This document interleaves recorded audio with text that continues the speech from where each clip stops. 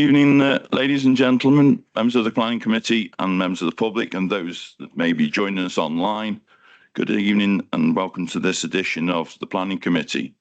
Now, I'll apologise up front. There's a danger that I might be losing my voice. That might be a good thing to some, but nonetheless, I thought I'd just warn you of that in case Councillor Crisp needs to take the reins. However, I'll carry on for now anyway.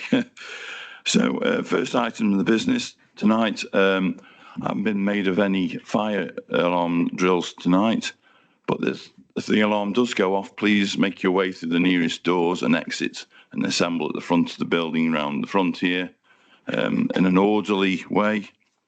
I don't think there's going to be a fire alarm, but you never know. First item of business after that is apologies. Do we have any apologies? Councillor Sweeney. I'm going to sub for Councillor Fear. Chairman, thank you. Thank you, Councillor. And I'd like to congratulate Councillor Dean on her appointment to the Planning Committee, your first one. Thank you for joining us. Look forward to your comments in due course. Do you have any declarations of interest? Yeah.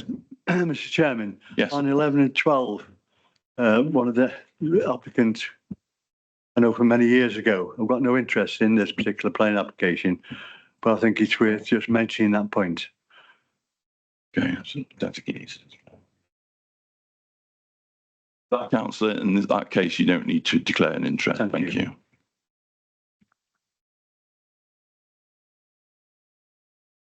Minutes of the previous meeting, item 3 on the agenda. These are the minutes of the meeting that took place on Tuesday, the 12th of August. For those that were there, are we happy and content to receive those as true and accurate record of proceedings that night? Can I see a show of hands in support of that, please? Thank you very much. That item's carried. Bring us on to the first item of major business tonight. That's item 4. Application for major development. Now, before we go any further, I'd like to propose that we defer this, since I've been reading the supplementary. The update is that we're still to receive a supplementary report from the applicant in terms of the lead local flood authority, because they've provided objections to this application, where concerns have been raised because of the absence of suitable drainage strategy for development, given that the site is effectively a storage basin for surface water and the surrounding land, which we've long known. So I'd like to propose from the chair, rather than going through this whole application tonight and wasting everybody's time, that we defer this item. Can I see a second? Thank you, Councillor Williams. Can I see a show of hands in support of that, please? That item is now deferred. Thank you, councillors. I apologise to members of the public that may have come for that item. That item has been deferred. Thank you.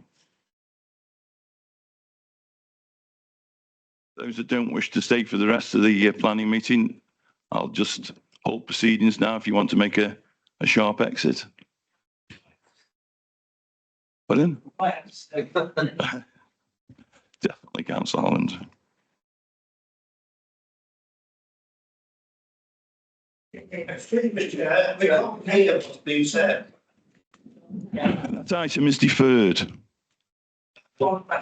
No, you can't. I'm sorry, but it's not an open question for the public. Sorry.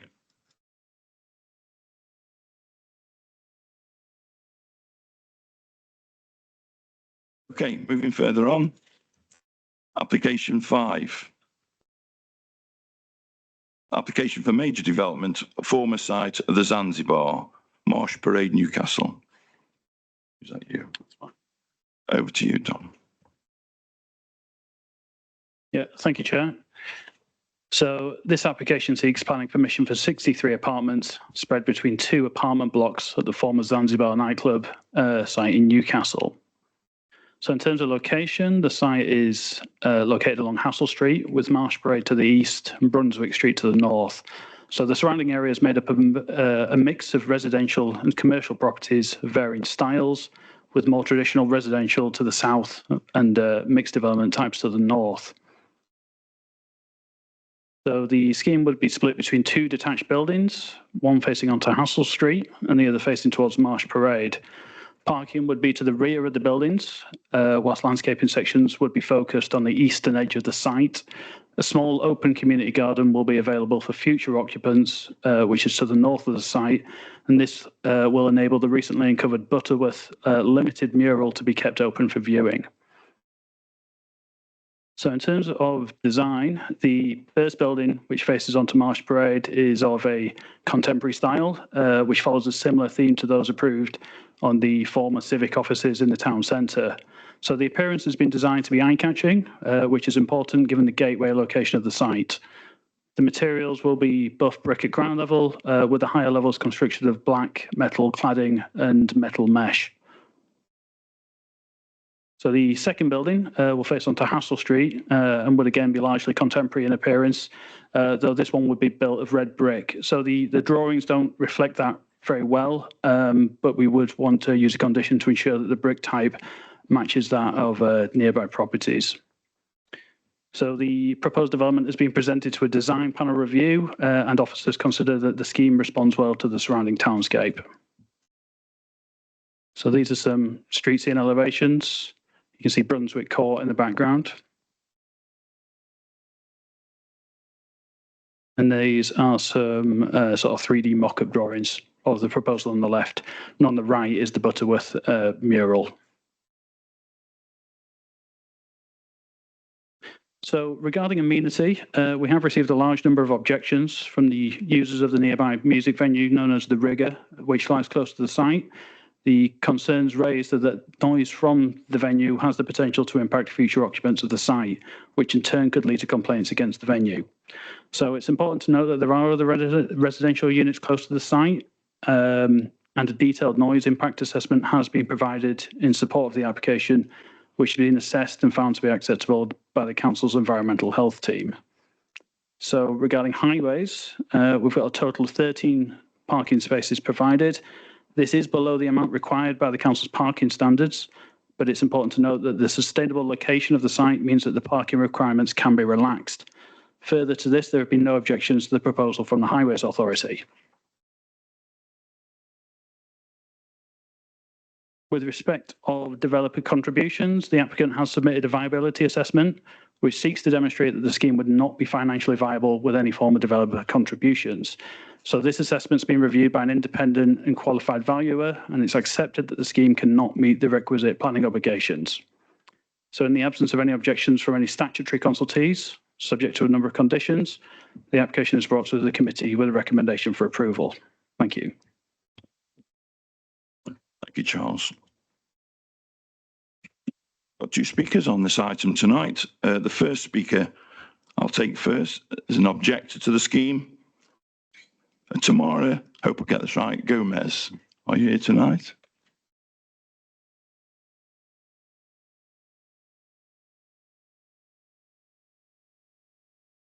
You have 5 minutes to make your speech. If you'd like to press the button in front of you when you're ready to talk.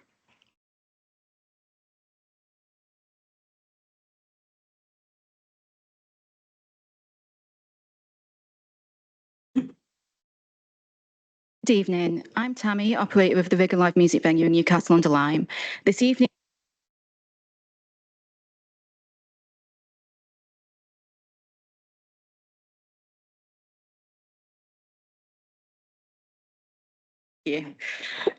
this evening I will be presenting a conflated statement to the committee as two objectors were not permitted to speak separately. First, I'll present Mr. Muziksi's concerns relating to parking, highways and public safety. Local plan policy requires 94 off-street parking spaces, but the applicant proposes only 13, less than 15% of the standard. Even the Highway Authority acknowledges that this falls well short of Newcastle standards. The justification relies on selective census data, but ONS figures show that car ownership in the area is much higher, meaning the true requirement is at least double the applicant's claim. On-street parking cannot absorb this shortfall. Most spaces are restricted, oversubscribed or pay and display. The result will be overspill, friction between residents and added pressure on neighbouring streets.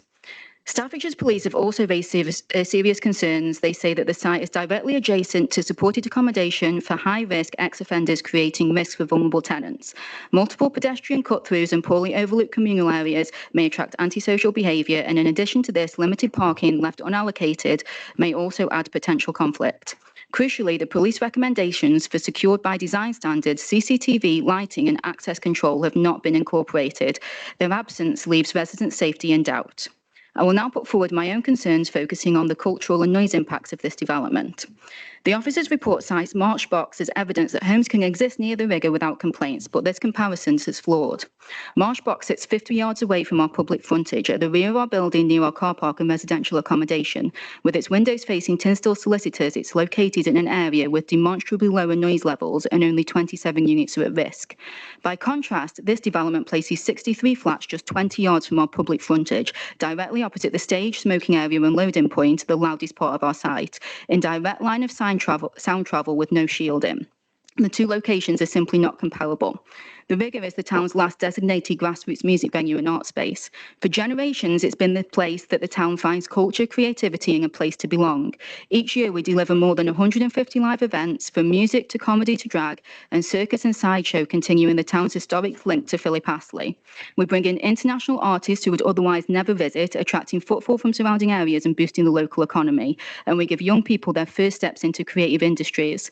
Most importantly, we provide a stage for emerging talent, that first gig that makes headline as possible. But the risk is real. Last year, 86 grassroots venues closed across the UK, with the Music Venue Trust reporting a clear link between redevelopment, rising noise complaints and a spike in venues needing emergency support. We accept that the Environmental Health Officer has not objected on a technical basis, but that position relies on residents keeping windows shut, and numerous appeal decisions have found this as unreasonable. Most recently, the Alphabet in Brighton, where the EHO did not object, but the inspector dismissing the appeal made it clear that residents have a reasonable right to open their windows at night without being subjected to unacceptable levels of noise. And without proper safeguards, especially against low-frequency noise, complaints are inevitable.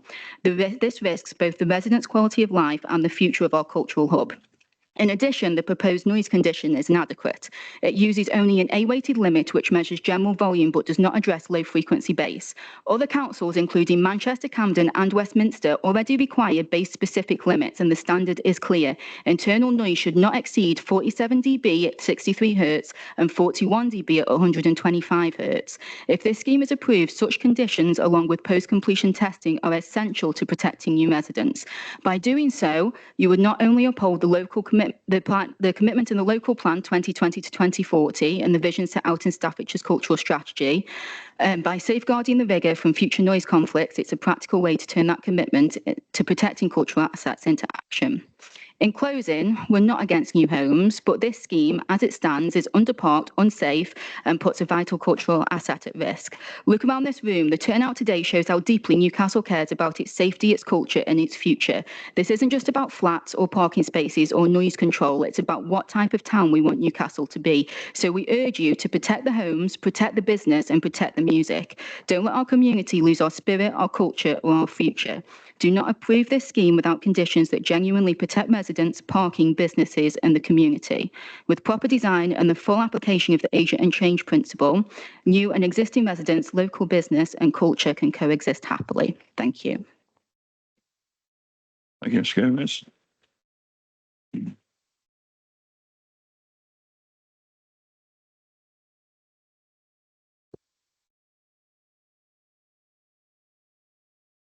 I'll take the supporter of the scheme, Mr. Tim Evans.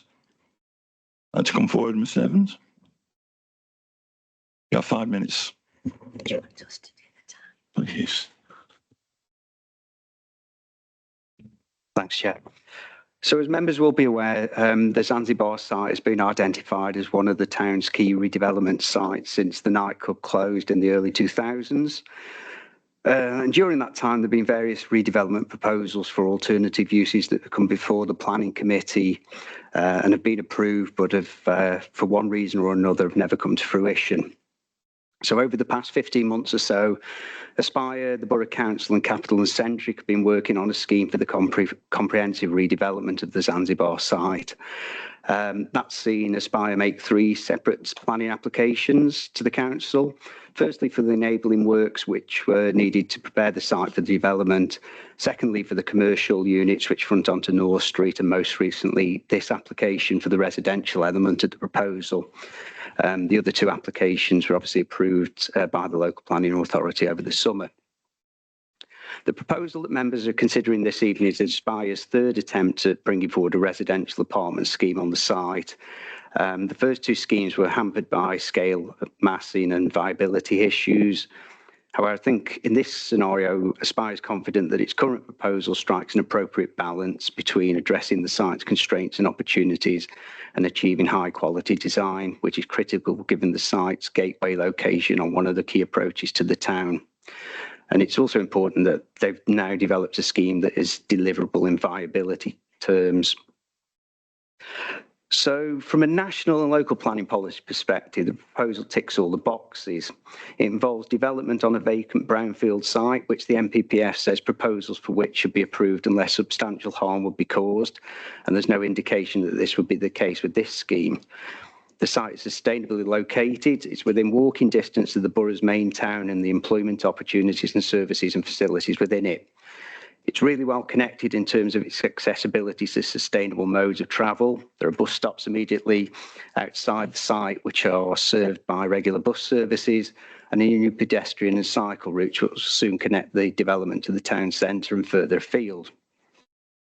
It achieves high quality design. The design, scale and massing of the buildings have been informed by advice received from the design panel, Design Midlands, the Council's Conservation Area Advisory Working Group, the Council's SPG and pre-application discussions with officers.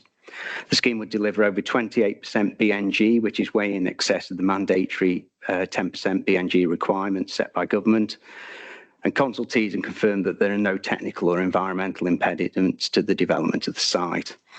My client is conscious of the concerns raised by the owners of the rig of the public house in respect to the potential for the proposed development to restrict its operations due to noise. However, the noise surveys that Aspire has commissioned indicate that subject to mitigation being embedded into the design of the apartment block that faces onto Marsh Parade and at the corner of North Street, those issues should not occur. Similarly, Aspire is also aware that some local residents have expressed concerns that the scale and massing of the development would impact adversely on the levels of amenity that some of them currently enjoy. The companion guide to the Council's Town Centre's supplementary planning document studied these issues in some detail and made recommendations as to how the built development could be accommodated on the Zanzibar site so as to minimise the impacts so far as practical, given the tight urban grain of the surrounding area. Aspire's proposals have been designed to adhere to those guiding principles. They also reflect the scale and massing of the previous proposals for the site, which the Council has assessed and found acceptable. In these circumstances, we believe that the case for granting planning permission is compelling and would urge members to resolve to grant planning permission in line with the recommendation of your officers. Thank you. Thank you, Mr. Evans. You may return to your seat.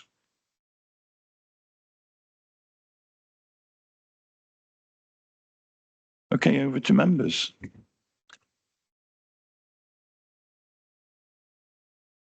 Councillor Holland.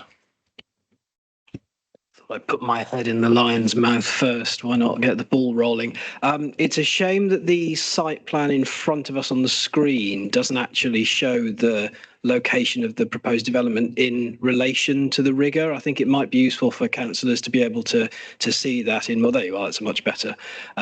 Shows the location not only of the red edged application site, but also the live music venue that the member of the public referred to, and Marsh Box, which it genuinely is a box. I've been there, and it's completely, it's like a ball cube. But it is, so you can see the frontage of it. Our office is able to indicate that on the other side of the road. So it's slightly further away and it's facing onto Marsh Parade. And the concerns that have been raised with us tonight about noise relate to the potential for that affecting the block that is on the east of the site. There are some other things that I sound like a stuck record when I mention I do have concerns about parking, because I always have those in relation to applications that come in front of us in the town centre. I am always dismayed when it turns out that an application cannot provide any compensation by way of Section 106 money in order to make the development more acceptable. Those things are perennial, and I'm not sure that we can sustain an objection to the application on those grounds. But if other councillors want to talk in more detail about parking, I'd always encourage that. I love a lovely chat about parking. In relation to noise, perhaps our officers can give us a bit of guidance. A lot of the objections to the application have come from supporters of the live music venue. A lot of those objections seem to assume that there will be complaints from future occupiers of that site, and that such complaints would lead the licensing function of this authority to restrict the license of the rigger in the future, or even to take moves that would have it closed completely. So there are some concerns that have been raised more or less purely on behalf of the venue, but there are also members of the public who've come forward and said, hang on, this is a concern about amenity for those future residents. It's unfair to be building a block in a location where they're going to have to suffer like that. So could our officers tell us, I believe that the condition relating to noise attenuation or mitigation is contained in this council's Environmental Health Department consultation response. I have to say I didn't understand it because I am not myself an acoustics expert, and I'm not sure any of our members are. Normally, we would, if we were minded to do so, we'd approve the application, and the condition relating to noise mitigation would then go forward to our officers. So the applicant or the applicant's developer would come forward and say, here is the plan we have to mitigate that noise. Is it acceptable to you? And then this authority's officers sign it off. Now, in the current circumstances, I'm not sure that that's an appropriate way forward. And I'd like our officers to advise whether or not they consider, in light of what the representative from the venue has said tonight, whether they consider our environmental health comments are adequate. To my mind, if there are other authorities that are requiring, for example, frequency-specific noise mitigation measures, why should we not also require the same? So if it is possible for this block to be constructed and for residents to live quiet, untroubled lives where they won't need to make a complaint about noise in our town centre, why should we not be requiring that now? Why should we not be insisting on that? And I appreciate our officers experts as well, but we've been told tonight representations have been made on behalf of people who've said, hang on, there needs to be a more strict standard. And if we are in mind to say we want that condition to be more strict, do we have to defer it to send it back to our environmental health officers? Or can we come to an agreement on application that's in front of us tonight? I'm not sure we can, Chair. That's why I'm asking for advice. Thank you. Fair comment, Councillor Holland. Jules? Thank you, Councillor. So I'm certainly not an acoustic expert either, and that's why we rely essentially off the comments of our environmental health team. So with this case, a noise impact assessment has already been completed and submitted, rather than a condition asking for one to be submitted at a later date. Those details have already been reviewed. That being said, obviously talking about the frequency levels, our environmental health team hasn't required that, but I see no issue in changing the wording so that I think, as recommended by the objector tonight, to 47 decibels, that there'd be no particular issue with doing that, and that might help to safeguard both the venue and occupants in the future. Councillor Holland. So has it been done or hasn't it? So I'm not reading from the report now, I'm reading from the response of our environmental health officer to the application. Item 3 on that is maximum noise levels for residential development, and it says prior to commencement of development, details of the design measures supported by an appropriate noise assessment to be incorporated, and then it goes on. Have those already been submitted as part of the noise impact assessment? So the noise impact assessment has been submitted and reviewed, so that's been done in full. The next condition is a standardised condition that we usually add to most residential schemes, so it might not relate specifically back to that noise impact assessment. It's just really there to safeguard future occupants.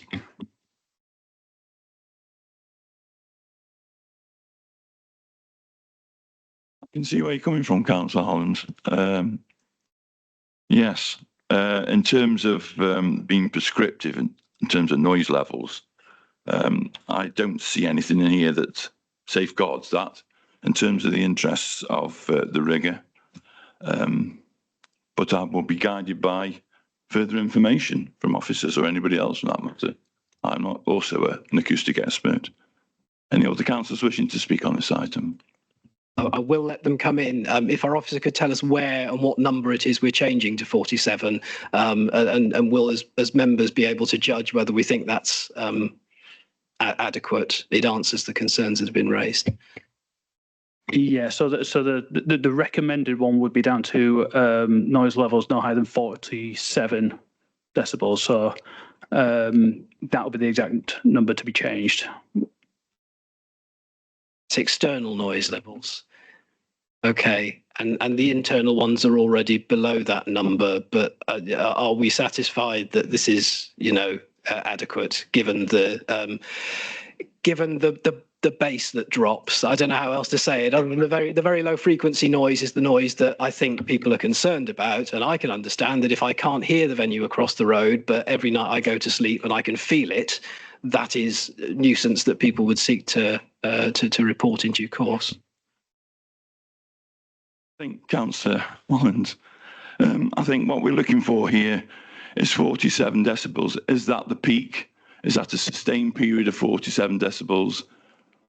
That needs to be prescribed, because if it's a peak or it's a long period of time of 47 decibels, there's a whole difference in terms of how that transpires.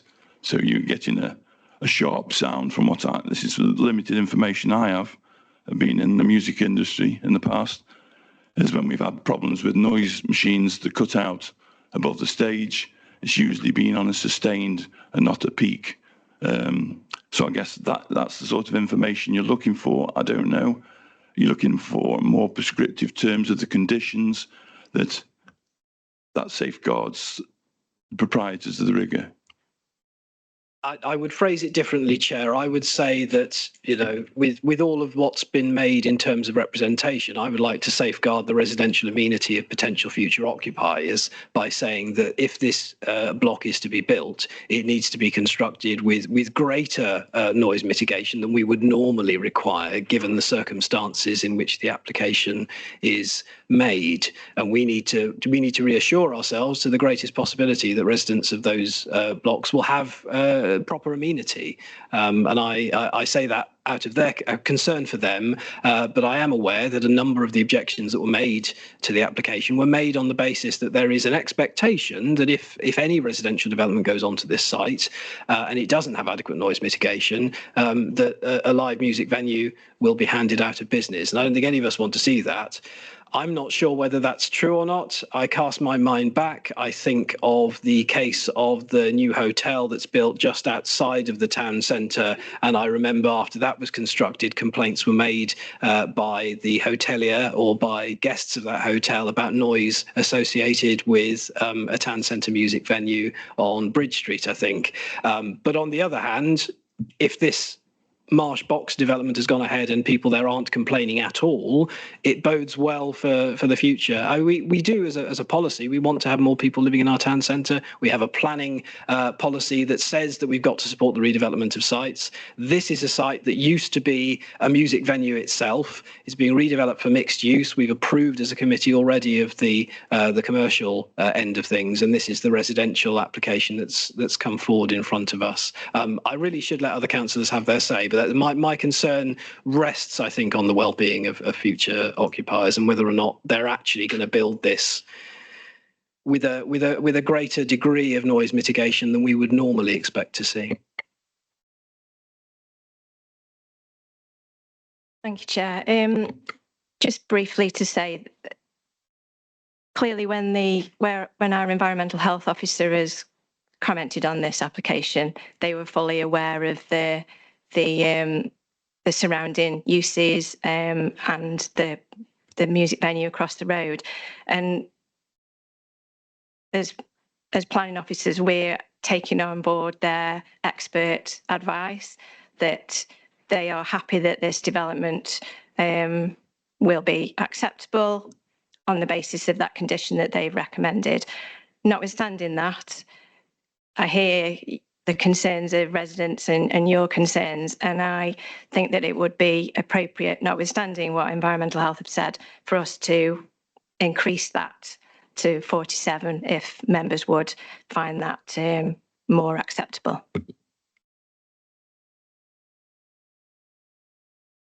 Are you content with that answer, Councillor Holmes? Content that the answer has been given. My concern is that I don't fully understand what the number 47 means compared to the number 50. And that's going to be a struggle for me to be able to say, yeah, I'm definitely happy with that, but I'm content with the answer, yes.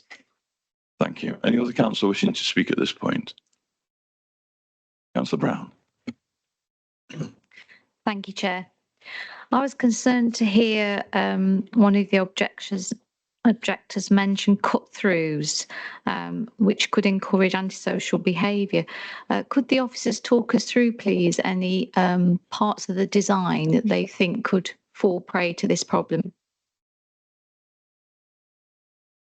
Yeah, thank you, Councillor. So the northern section, there's a small sort of open landscaped area that would be gated though, so there wouldn't be any way through that. To the east of the site, there is a footpath going through. Members of the public could use that. I wouldn't consider it as a cut through as such. And apart from that, there would be a boundary treatment along the western boundary, to my understanding. So there isn't really a cut through from that point either. I think that the only risk would have been from that northern section by the communal landscaping area. But like I said, the plan for that is to have some sort of boundary treatment or a gate that's only being able to open by future occupants. Just come back. Thank you, Charles. I'm glad to hear that that part's gated. What about provision of on the footpath area, things like the CCTV cameras, etc.? Because if members of the public are using it as a walkthrough, surely we need some guarantees of security there.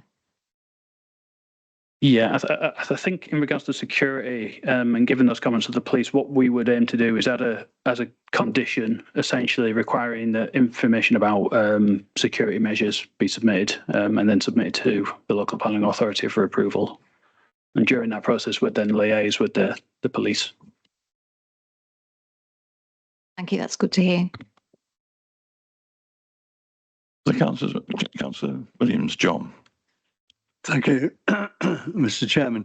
Have we got any photographs of the cycle route that's just been erected down Hassel Street and what impact that'll have on the residents' parking?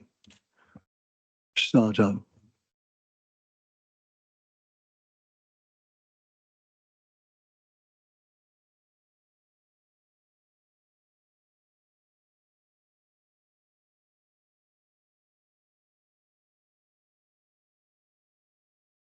Cycle route, sorry. The cycle route has been, can you go down Hassel Street?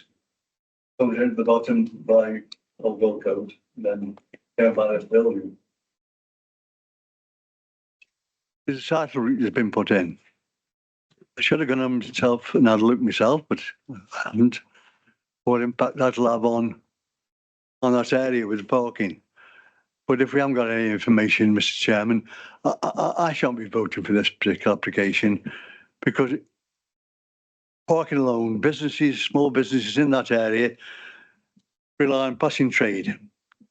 And the more impact this development will have on parking in that area, residential parking, we've gone on for years, people in that area have a problem to park, not necessarily outside their properties, but within the area. Newcastle School, when they're in, they're open. This will cause, in my view, a real problem to that area and people's standard of living. we're going to close, well, the council are proposing to close the car park at the bottom of Astle Street. That will make it worse. And we go on with all these developments in the town, which we need houses, we need properties, I should say, but we need family homes. These are flats, 2-bedroom flats, but really we want affordable rented housing, not the flats. But my really concern is the parking and the impact this development will have on that particular area. So I won't be voting for it. Thank you, Mr. Chairman. I'll just make the point again. The highways, we haven't got no backing from the highways again. Same old story, isn't it? If we go for refusal on it, we've lost out because none of us are experts on parking. But we're not experts. We're people who live in the area. Thank you. Thank you, Councillor Williams. Councillor Sweeney. Yeah, thank you, Mr. Chairman. This area is an absolute nightmare for parking. What's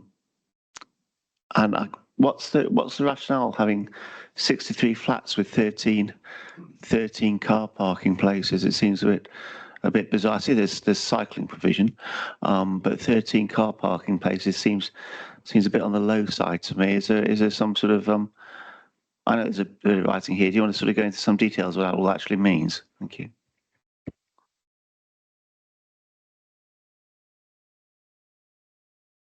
Yeah, thank you, Councillor. So, so 13 spaces, obviously well below those parking standards, but it's important to bear in mind that those are the maximum parking standards set by the council. But in addition to that, the applicants provided a transport assessment. As part of that, it set out average car ownership levels in that area, and if you use that to then calculate the amount of spaces, that actually equals the amount provided on site. Which is a total of 13. That in combination with the Highways Authority's comments, which essentially set out that it is a highly sustainable location. If you've got access to the town centre and the bus stop, public transport nodes, means that those numbers can be further relaxed. But essentially, in the absence of any objections from the Highways Authority, it's very difficult for us as officers to substantiate a refusal on highways grounds. Do you wish to come back, Councillor Sweeney? Councillor Gorton and Councillor Hutchinson. Yes, thank you for bringing me in on this point, Chairman, because I find it incredible that we have this major prestigious application, town centre site, gateway site, clearly issues around parking, but the absence really of any guidance, any survey from Highways Authority, I find absolutely incredible that they can't seem to guide Planning Committee on the implications of this major proposal will have on neighbouring streets in terms of parking. And I'm sorry, I think that is deeply regrettable because it's very difficult, I think, for us to come to any considered judgment because obviously it's an area that our officers are not experts in. And yet this is a major town centre development. The other point I wanted to make, and I think this ought to be made in terms of fairness, because we've heard quite a lot this evening about the design of the building being desirable and fitting in. But our own Conservation Advisory Panel took a rather different view. And, I think members ought to perhaps bear in mind their comments, which I quote, "The southern section faces onto Hassel Street, which the advisory panel described as, this is the design, as uninspiring in design terms. And the proposals overall fail to recognise traditional building styles found nearby." So I think when we consider the application, we do need to bear in mind that another group has actually taken a very different point of view on the sort of standard and quality of what is being put forward. Thank you.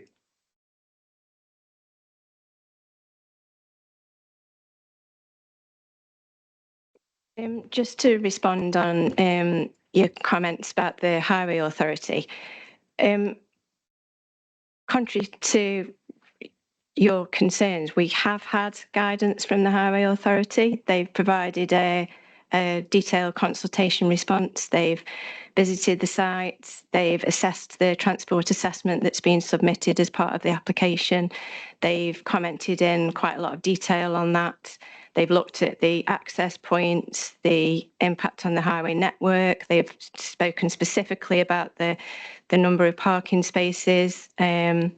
And they acknowledge that car parking proposed falls well short of parking standards, but they go on to say that they recognise that the development is within a town centre location and a sustainable location, and on that basis are satisfied subject to conditions. So your officers have received their expert advice, and that's incorporated into the report to members. And is included within conditions within the recommendation. So I don't think we're lacking in, that's officers' view anyway, that we're not lacking in advice from the Highway Authority, and we have sufficient advice from them to be able to make a recommendation that we consider is robust and satisfactory. Wish to come back, Councillor Gorton? I'm sorry, we've actually heard this before, and it just seems incredible to me how the number of parking spaces attached to the application can actually be justified. And I think those of us who are in the town centre every day look at already the parking problems down there. There are obviously going to be major changes due to changes in parking provision. And I'm sorry, Mr. Chairman, I've tried hard, but I can't reconcile what I know to be the situation in the town centre with, I'm afraid, the advice that the Highways Department has put forward. Sorry. Thank you, Councillor Gordon. We've been here many times, haven't we, on this sort of theme, and I'm inclined to partially agree with you in that respect. Councillor Hutchinson. Yeah, thank you, Chair. I'd just like to ask if there's any update on the designated bin storage area. It says in the report that this can be addressed through an appropriate worded condition. And I'm just wondering if there is any update at this time.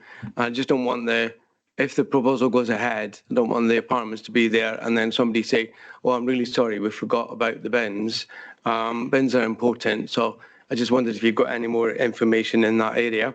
And also, we read there's a 28.27% gain in biodiversity, partly due to new habitat creation. Have you got any more information on the new habitat creation? Thank you. Thank you, Councillor. Charles? Yeah, thank you, Councillor. So just on the bin storage area, so the two black outline squares on the plans, those are the proposed bin storage areas. So one's up here, the northern section. The other one's further down there. So we would ask for further details in terms of boundary treatments and the exact appearance of those through a condition, but that's where they're designated within the site plan. Regarding B&G, obviously the site at the moment, it's pretty much entirely hard standing, so there's no trees or vegetation or anything like that at the moment. The B&G requirements are set mostly along the eastern boundary of the site. You can see there's a grassed area that contains a number of trees. There's also a small strip of landscaping along Hassel Street, and again a small strip along the northern boundary of the site as well. So the exact details of the landscaping we would require through a condition and a B&G condition as well. So essentially they'd have to provide a 30-year management plan to show how that's going to work from the date of permission. Yeah. Can you just tell me how the bin lorries are going to access the two areas, please?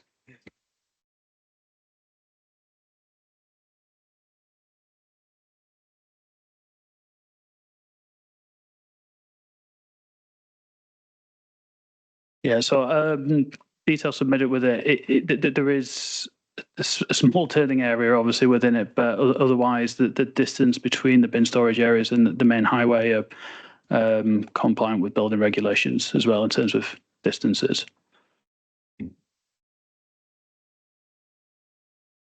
Just to clarify, Chair, so the bin lorry stays on Hassel Street and the crew have to walk towards the 2 bin storage areas, and then wheel the, I presume, Euro bins out to the Russell Street Road, or is the bin lorry going into that parking area to collect?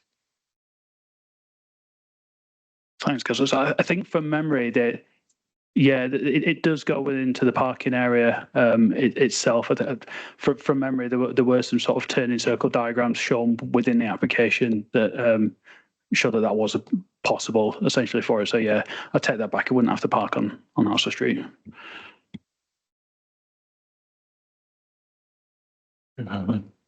Councillor Holmes. Thank you, Chair. I think to the eastern edge of the site, noise cancelling trees would be ideal if we could source some of those.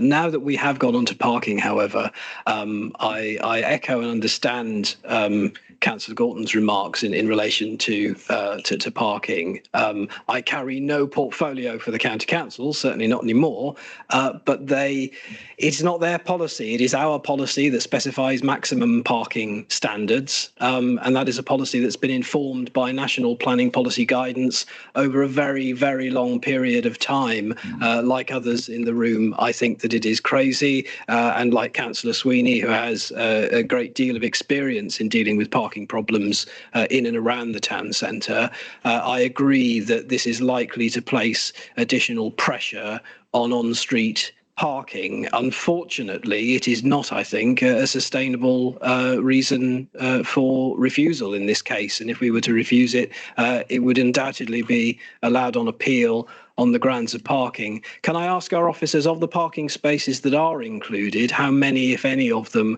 are disabled parking spaces?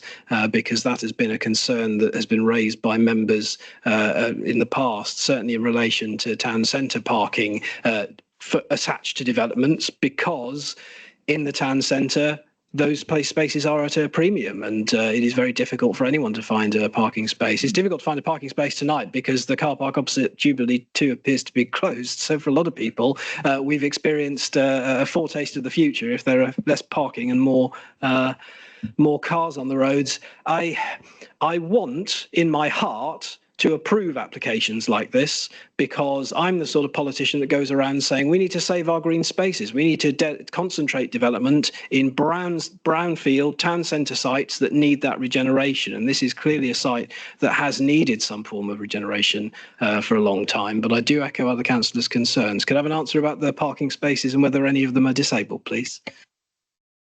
Yeah, thank you, Councillor. Yeah, so there's 2 disabled parking spaces, both of which you could probably just make out is just above the block, above the Hansel Street apartment building. So here's one, if you can see my cursor there, and here's the other, which are denoted by the slightly larger spaces. Just come back, Councillor Holmes. Any other councillor? John Williams. Questions, Mr. Chairman. I know each planning application its own merits.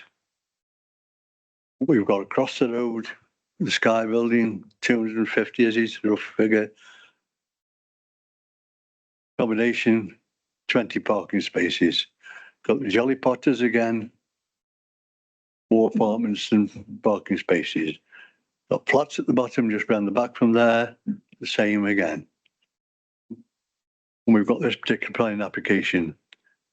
Doesn't the county council highways, and we're governed by them, I'm sad to say, have a strategic view of the area and the impact of all these properties without proper parking provision?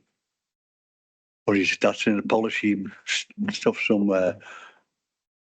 Do they actually do that? Or they just take, when we apply, this one on its own merit, and that's it? So we build that there, we build that there, build that there. But the impact, the whole impact is horrific, especially in parking. So the question is, do you actually do that, the county council? I know it's a difficult one for the officers to answer. Yeah, I'm afraid we don't know the answer to that because they're a different authority, and I don't know the details of how they assess the applications and whether they have a strategic view as well. I would imagine that they are just commenting purely on the specifics of each individual application, but whether there is a department within the county council that is looking at things on a more strategic basis, I wouldn't want to comment, sorry. In that case, Mr. Chairman, can we write to the Highways Department and ask for an answer? What they include, not just particular planning application, but what impact that has in a wider area? Not possible. Thank you. Who do you want to address that to, Councillor Williams? Who do you want to address it to? No, there is to the Chief planning officers Executive. to get in touch with the Highways Department. Yeah. Who plans the town centre, looks at the town centre, what they're going to do and what they aren't going to do. There must be officers within the county council that deal with that.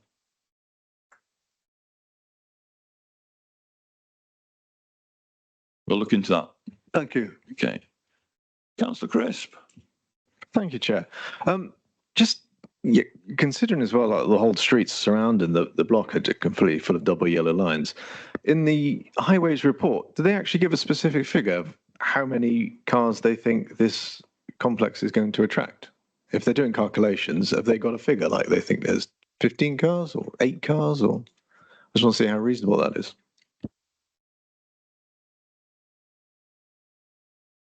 They do, but you might have to give me a minute. I'm afraid to just found that.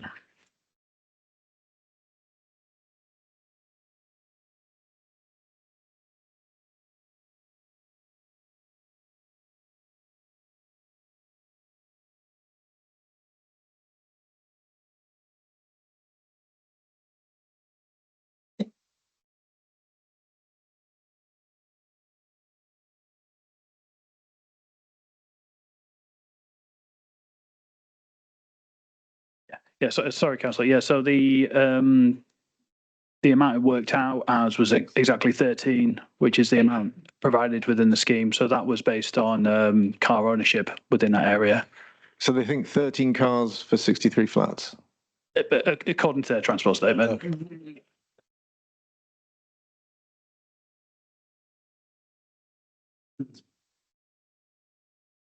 Councillor Chris, you should come back. No, I mean, I think it speaks for itself, isn't it? It's going to spill onto the roads, and the whole area, the whole block is surrounded by WO lines and neighbouring streets. So, yeah.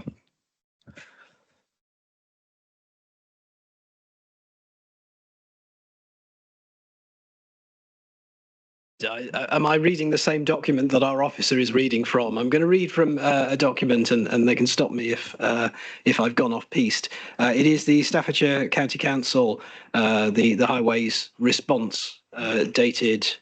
Let me just see, 13th of May. Is that the most up-to-date one? It should be, okay. I'll read from it because people love to hear my voice. Car parking. Newcastle parking standard states for residents 1 space per 1 bed dwelling flat and visitors 1 space per 3 flats, 2 spaces per 2 bed dwelling. This would mean 64 spaces for 1 bed dwelling and 30 spaces for 2 bed dwelling, therefore a total of 94 spaces.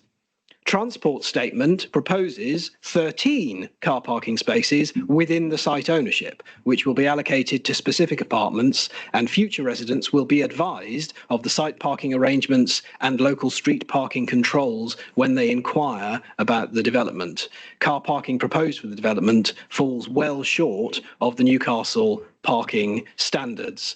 And then the officer goes on to say what we've just said, I think, which is that the site is a highly sustainable location, and it may be the case that, in fact, given the nature of the development, which is town centre apartments, you would expect or calculate that there would be fewer cars associated with that development than if it were an out-of-town suburban estate.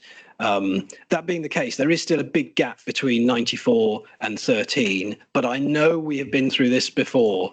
So could our officer answer a specific question once he's reviewed the document? If we were to refuse this application on grounds of insufficient on-site parking, what would our chances be at appeal? Because that, I think, is probably the question to which we ought to address ourselves. Okay, Charles.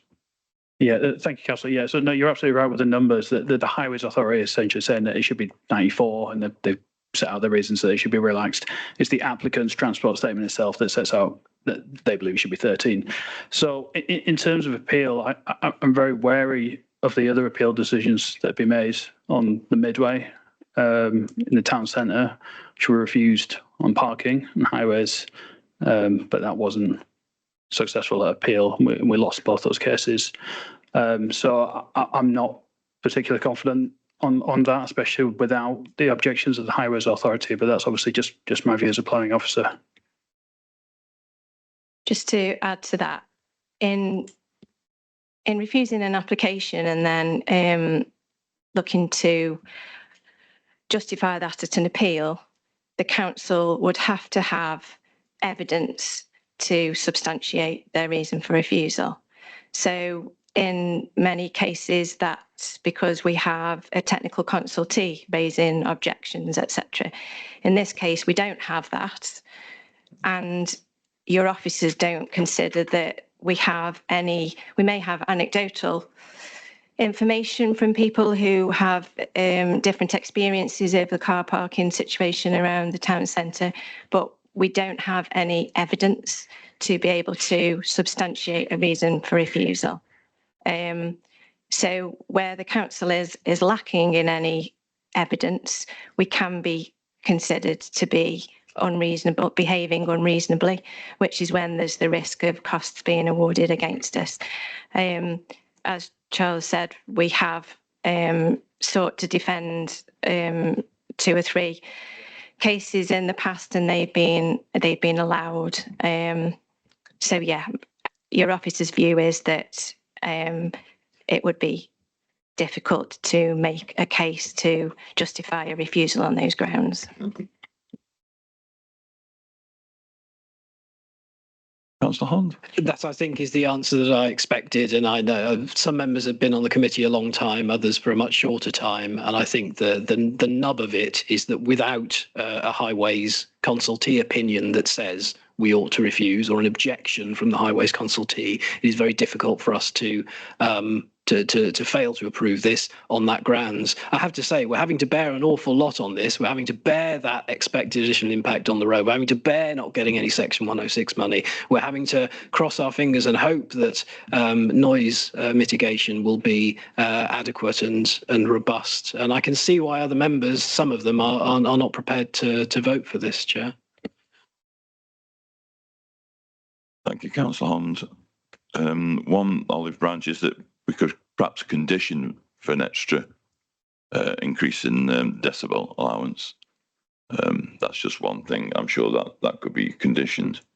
I think this has gone on for quite some time now. I think we need to be drawing this to a close. Are any councillors willing to propose either refusal or to allow it? Councillor Holland. In the absence of anybody else bringing something forward, I hate doing this because, you know, it's my fault then, isn't it? Okay, I would like, I don't think that the parking and the highway stuff is going anywhere. I think it's going to be really difficult for us to formulate any kind of condition that materially improves the situation. I think it's very difficult for us to refuse this application on those grounds. But I am still thinking about the noise mitigation.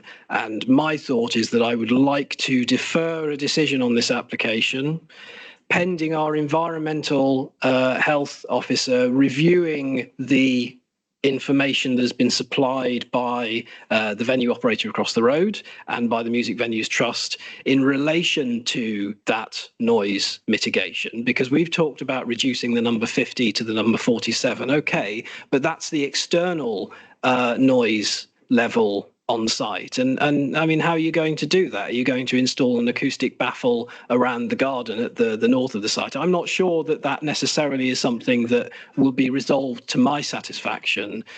So I would be interested in pushing that to its utmost extent and saying, okay, I am not satisfied that the noise attenuation, the noise mitigation will be good enough until our environmental health officer has commented specifically on what was brought to us at the very beginning of this item relating to a frequency specific mitigation and bearing in mind your comments, Chair, about whether it's sustained noise or whether it's a thumping baseline. So could I propose deferral on those grounds, and would our officers hate me for it? Thank you, Councillor Holland. Councillor Crisp.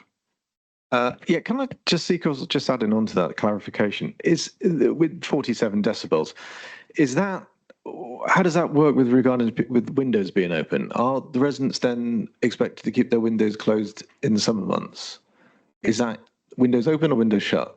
And what sort of knock-on effects does that have?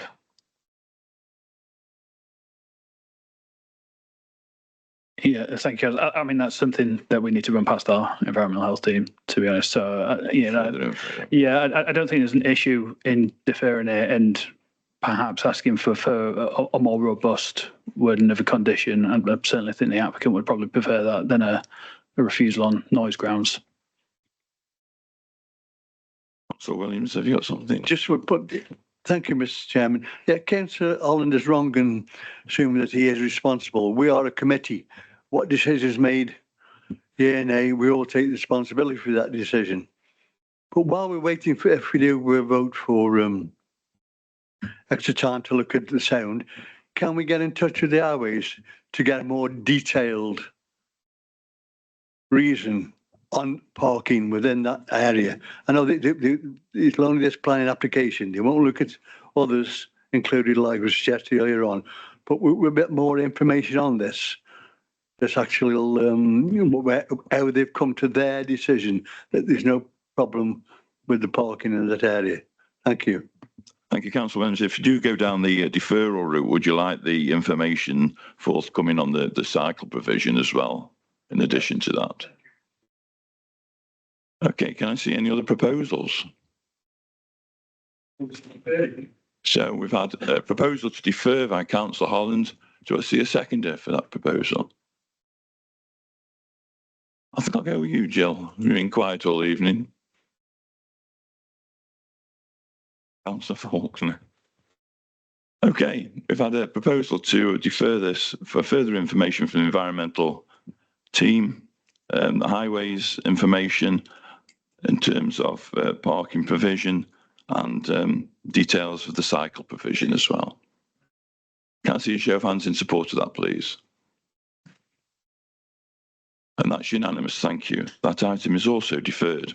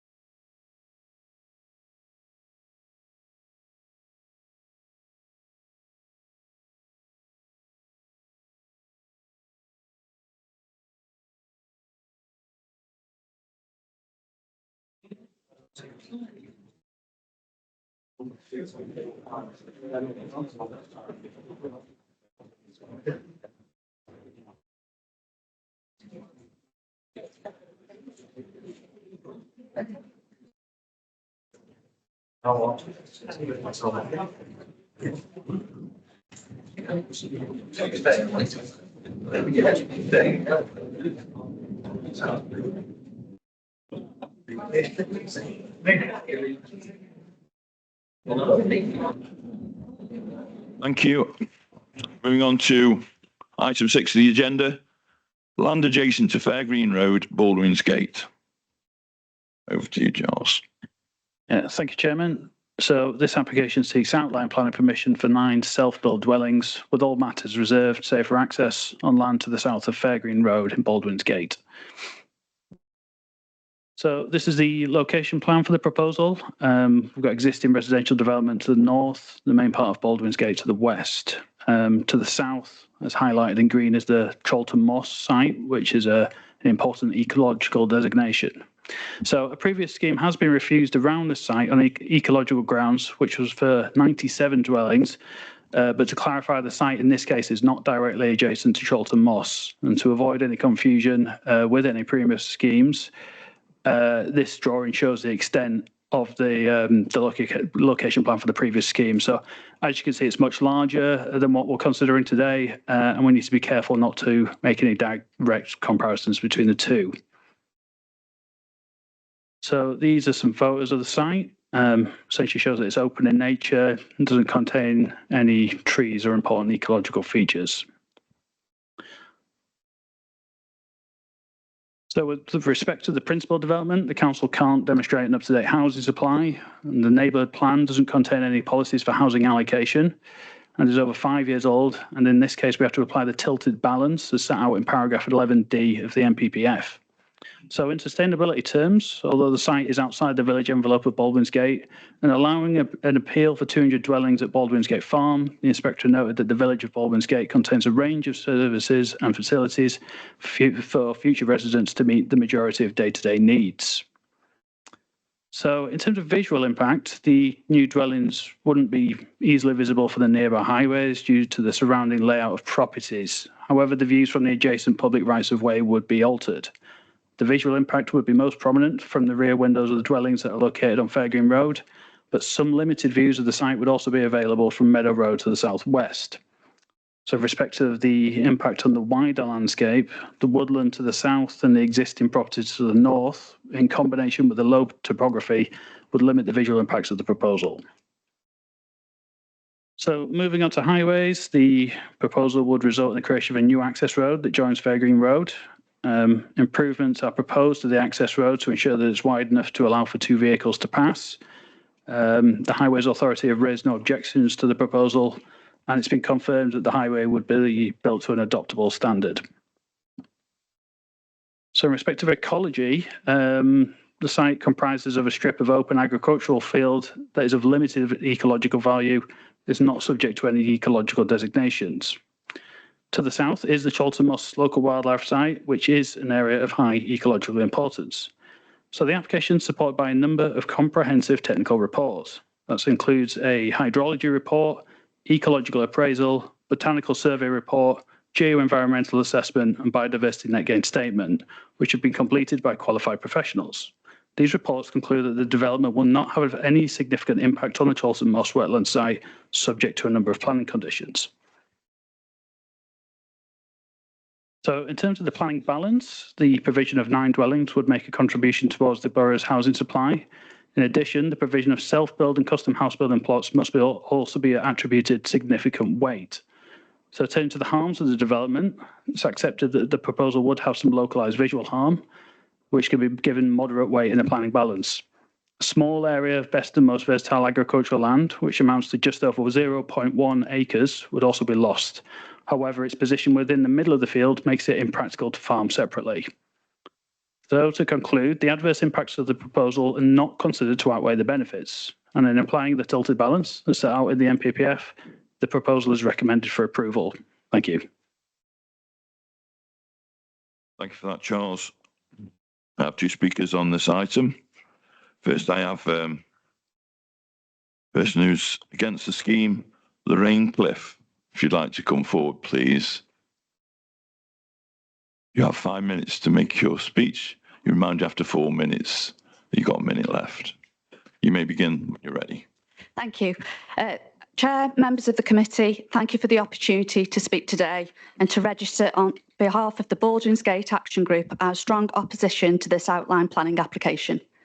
Of course, for many of you, this location is very familiar, as you have walked there as part of a site visit in connection with 2 previously refused planning applications in 2016 and 2019. While the proposal may appear modest in scale, its implications are far from minor. This site lies outside the designated village envelope and within open countryside, specifically an area of landscape restoration. That designation is not arbitrary. It exists to protect and enhance the rural character and ecological integrity of the area. Approving this application would set a dangerous precedent for incremental encroachment into protected landscapes. Firstly, policy conflict. The Chaplain Hill Chorlton, Mare and Aston and Whitmore Neighbourhood Plan clearly states that new housing should be within the village envelope or meet strict criteria for isolated dwellings. This proposal does neither. The planning report dismisses the neighbourhood plan for being over 5 years old, yet offers no better alternative. Ignoring it undermines the community-led planning process. The housing need argument is weak. Baldwin's Gate has already absorbed over 400 new homes in the past 5 years. The infrastructure hasn't grown with it. We have one GP surgery open just a few hours a day, mainly for the collection of prescriptions, one primary school, and limited public transport, with no buses after 6 p.m. and none on Sundays. The planning report calls this sustainable, but that's misleading. There is no affordable housing in this proposal, likely because the number of homes falls below the threshold. It is claimed that the proposal will diversify the housing options within Baldwin's Gate, but there is no evidence that this is the case. These homes are not needed, so who is this development really for? Ecological concerns remain unresolved. The site borders Chorlton Moss, a protected wetland, and contains rare sensitive bogland. The borough's own ecological report, commissioned in 2009, led by Dr. Joe Parmenter, identified significant biodiversity and peak movement on the land in question outside the Chorlton Moss boundary.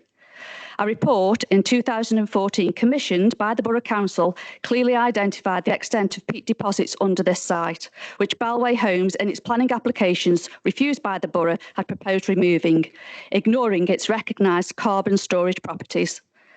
Staffordshire Wildlife Trust, in its 16-page report in June, raised concerns about possible intentional degradation of the land, and these, together with other unanswered questions, have been dismissed without fuller investigation. The biodiversity net gain assessment is based on disputed data and should not be accepted without further scrutiny. Visual and landscape harm is real.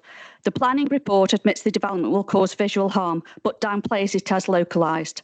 That localised harm affects one of the few remaining public footpaths in the village, a space used daily by residents. The site's character would be permanently altered, and the loss of the only remaining open countryside in the village, heart of the village, would be felt by the whole community. The planning report that has been presented to you reaffirms the site as best and most versatile agricultural land, but incorrectly states that this meadow has not been grazed since 2014. Cattle have grazed on this land until recently, and the grass has been harvested every year for cattle feed, up to only last month. Planning history cannot be ignored. 2 previous planning committees unanimously rejected development on this site. The reasons: unsustainable location, landscape harm, and ecological risk remain valid today. Shrinking the scale does not eliminate these issues. In conclusion, this application conflicts with local and national planning policies, threatens a sensitive landscape, and lacks genuine justification. The harms, ecological, visual, and infrastructural, are real and long-lasting. The benefits are overstated and already met elsewhere. These homes are not needed, and this is not the right place. I urge the committee to reject this proposal and uphold the integrity of our planning framework and the values of our community. Thank you, Chair. Thank you, Ms. Clerk.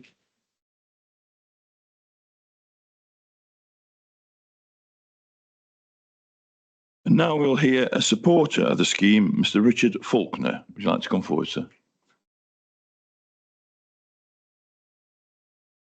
You have 5 minutes or so. Thank you. My name is Richard Faulkner, and I'm a local resident speaking in support of the application for the development of 9 service plots on land adjacent to Fairgreen Road, Baldwin's Gate. And it's good to see so much local engagement with this application. And it's also great to see so many supporting comments from people that actually live in Baldwin's Gate and have raised families here in the past. I would like to quickly address the main objections received in the letters. Firstly, inadequate drainage supported by photographs of puddles. The site is located in flood zone 1, which is the lowest risk. The photos were probably taken following heavy rain. Existing drainage infrastructure is located directly on and adjacent to the site, and there is direct access also. And there have been no objections from Severn Trent. There is no need for disruptive work off the site to connect. Secondly, ecological objections around Chorlton Moss. These are all addressed by Josh Stiles, one of the UK's leading ecologists. Thirdly, previous failed applications. This application is not comparable to previous applications for 97 houses. It is on a totally different part of the site and outside any of the sensitive area with additional buffer of 30 metres between the site and Chorlton Moss. And concerns that delivery of these plots will drag on because they are self-builds. These concerns are unfounded. In fact, government research shows that self-build plots are typically built out faster than large housing estates because owners are motivated to complete them quickly to move in. I see the 9 key merits of the scheme as being, firstly, Newcastle-under-Lyme has a serious shortfall of self-build plots. Secondly, these homes will be built by local people using local builders and trades, whereas national developers often bring in workers from outside and also materials from outside of the area. The scheme empowers families to design and build their own sustainable homes, not built to a profit margin, but built to the highest quality and usually to higher eco-credentials. And the borough has a housing land supply shortage, and this site is immediately deliverable. The location is sustainable, right on the edge of the village with safe access and close proximity to shops, services and facilities. And the development will provide enhanced public rights of way links, encouraging walking and connectivity to the wider community. The site is low ecological value modified grassland, entirely outside Chorlton Moss local wildlife site, and includes wide buffer zones for protection, all backed up by scientific, factual evidence in professional surveys. Excuse me. Most of the objections have come from households directly adjacent to the site, and this is understandable. However, the council itself has acknowledged that greenfield sites must be made available if the housing targets are to be met. And finally, after extensive engagement from the applicants, it is clear there is huge support from both the local and wider community. This is the kind of development people actually want. By approving smaller sensitive developments like this one, the council is doing its part in meeting housing needs whilst making it harder for large developers to justify bulldozing the wider landscape. To conclude, I was born in Newcastle-under-Lyme. I was educated here. My manufacturing business is here, and I'm still live here, and I've raised my family here. I want this area to do well, and I know that businesses struggle to attract key workers. And areas like Baldwinsgate, with their good amenities and family-sized homes, are a key part of our area's attraction. Baldwinsgate is the sort of place where people actually want to put their heart and soul into a self-build of the highest quality. If you gave planning permission to self-build plots in less desirable areas in this borough, you may well find that they remain undeveloped.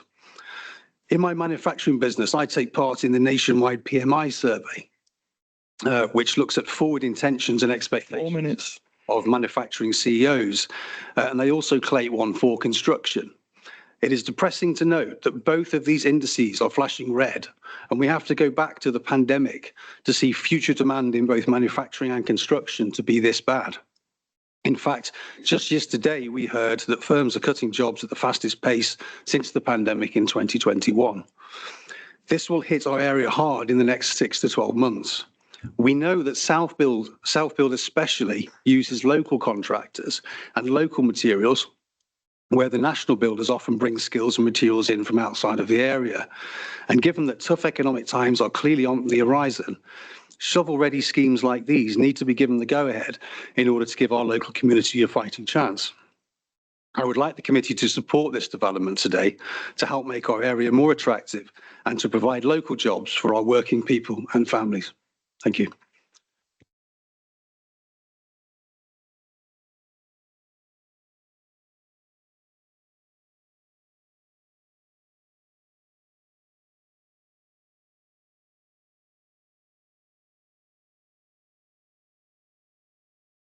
Thank you, Mr. Faulkner. Over to members. Yeah. So we haven't registered, speaker registered. Can only go on what I've had registered here, I'm sorry. Yeah, is the applicant? Yeah, and we put forward a request. The procedure only allows one person in support and one person in opposition. So if we had 2 requests for in support, we assumed that the gentleman who's just spoken was the one supporter, and it had been agreed between you that he would be speaking. So unfortunately, we can't allow another supporter. One from the applicant's team and one from a supporter on the email. No, I think it's definitely just one in support, which would ordinarily be the applicant or their representative. And one ward councillor if they're here as well. So sorry about that.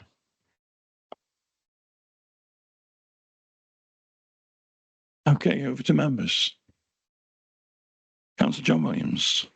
I mean, yeah, public footpath runs along this road, I know it quite well. And it does say in the report that there's be a footpath, a raised footpath road, and then a footway to people to walk. Where will be the front of the properties and the back? Well, along that road there will be the front of the properties and the gardens facing the moss. Will they go round garages where the road is and then entrance around the front? Which is the front and the back, which is... Yeah, thank you, Councillor. At this stage, we can't say for sure because it's still at outline stage. I mean, in my mind, I would probably expect the frontages to face back towards Fairgreen Road. That would make the most logical sense, but because it's outlined, we don't have those exact details with us today to look at. Yeah, we're encroaching onto nearer to the moss. So I think if it was behind on the road, that would so keep an eye on that, please.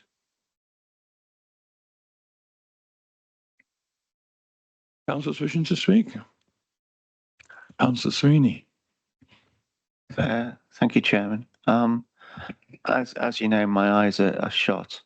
But Fairgreen Road comes to an end, and then is it going to be adopted road looping round on itself at the back of the existing houses? Is that going to be the road? Is that the way it's working? Yeah, that's exactly it. Yeah. Okay, thank you. Secondly, when I look at the report, which I'm now not going to be able to find because I've gone to a swine thing, but that's nevertheless. Here we are.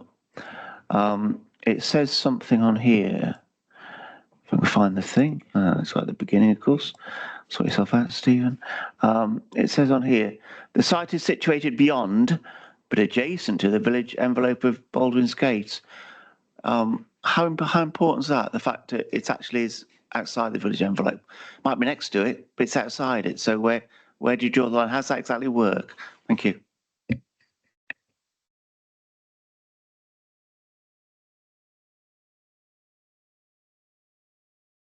The reference to that is because the policies within the development plan, which is the local plan, the core spatial strategy and the neighbourhood plan, make reference to acceptable residential development needing to be within the village envelope. So that's why that is within the report to say that it's outside of the village envelope, but it's adjacent. But then the report does go on in quite some detail and at quite some length to say why those policies that relate to the provision of housing are considered to be out of date and have been concluded to be out of date very recently by inspectors in appeal decisions. So because they're out of date, that's why Charles made reference to that tilted balance and the application of paragraph 11D of the NPPF, which says that where your policies relating to the provision of housing are out of date and where we don't have a 5-year housing land supply, which we don't, we need to apply the balance that's within paragraph 11D, which is all about do the harms outweigh the benefits. And so the report goes through that process and concludes that the adverse impacts in your officer's view don't significantly and demonstrably outweigh the benefits, which is why we're recommending approval. So sorry, that was a bit of a long-winded answer, but it's not that straightforward really. But yeah, the report does address that in some detail. Just to come back, Councillor Sweeney.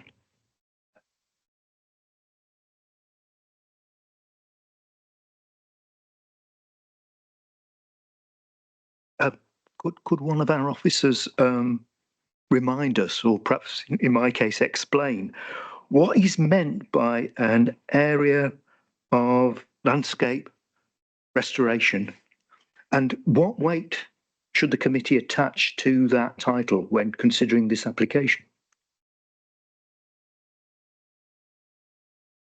Yeah, thank you, Councillor. So essentially all rural areas within the borough have got a landscape designation upon them. One's landscape of restoration, one's landscape of enhancement, for example, that they all follow a similar theme in that the idea is to kind of protect landscapes, but they're not protected landscapes as such. It's just policies that are intention to make sure that development isn't overly harmful, really.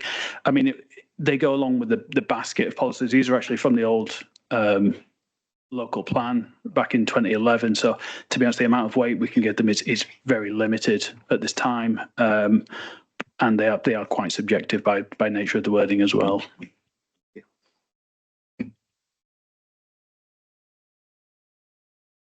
Satisfy your request, Councillor Gordon. Councillor Brown. Thank you, Chair. I've got some concerns about this proposal in terms of the overdevelopment in Baldwin's Gate, 400 new homes in the last 5 years with no increase in infrastructure.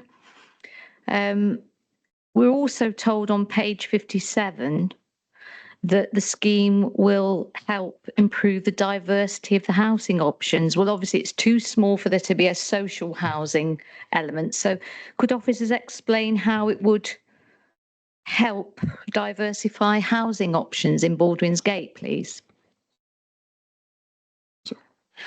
Yeah, in terms of the diversifying of housing options, it's because these are self-built plots rather than market homes, so that they follow a slightly different definition in that the people who would use these plots will have to have a direct involvement in the construction or design of the house. It's more of a kind of custom build, if you like, as opposed to a typical market housing where a developer would simply build the houses and then people buy them. In these cases, the people who are going to live in the properties have to have a direct involvement in their development.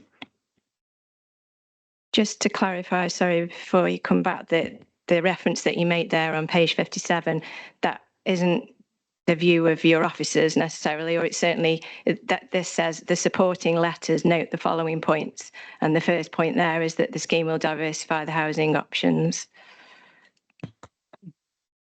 Thank you. Thank you, Rachel. Obviously, local authorities can be criticised by the planning inspectorate from removing land from the green belt, and there is some acknowledgement that this, at least some of the land, is best agricultural land.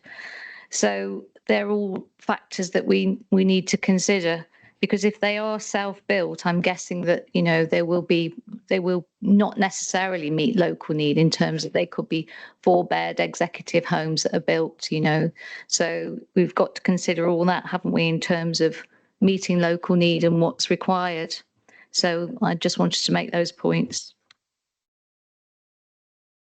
Just one point, just go back on, it's not green belt, it's greenfield.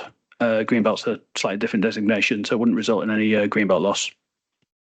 Sorry, slip of the tongue there. I meant to say greenfield. Other councillors? Councillor Gorton and Councillor Holland.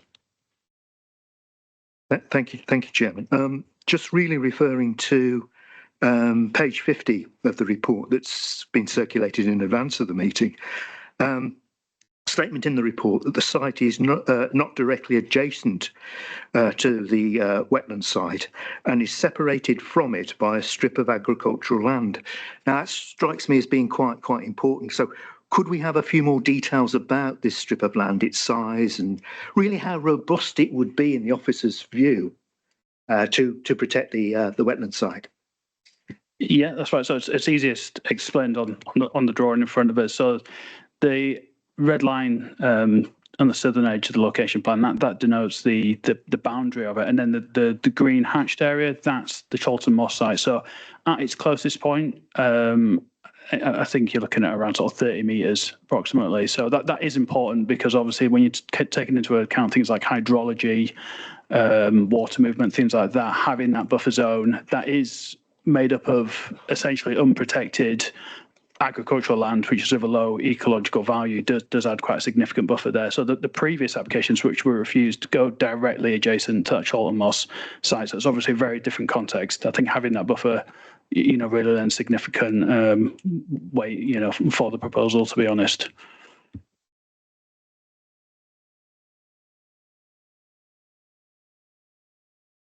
Thank you, Chair. Our officer got there before I did in terms of clarifying the distinction between green belt and open countryside, because this site, like many others around the village of Baldwin's Gate, is beyond the green belt. It is, I think we've heard described to us, agricultural land. There are some things I like about it and some things I don't like about it, but we started by being reminded by our officers of the tilted balance, and it's worth remembering what that means. It means that the Secretary of State's thumb is on the scale, and it's a new Secretary of State. I won't miss the old one, but there's a new one now, and I imagine his thumb is pressing as firmly hard down on it as the last one. The difference between being inside the village envelope and adjacent to it is relevant to my mind, most relevant, because that is the distinction drawn in the neighbourhood plan. And we've supported communities in our borough in drawing up these neighbourhood plans, and then we've had to watch as those have been accorded very little, if any, weight at all in defending communities from development that they might not otherwise have wanted. So that's what it means to be outside the village envelope. I suppose it also means that it's outside the village. It is not within Baldwin's Gate. We are pushing the envelope. We are moving the envelope. So I don't like development on pristine open countryside or best most versatile agricultural land. I don't like development that doesn't accord with our emerging local plan principles or with the neighbourhood plans that have been agreed by villages that have them.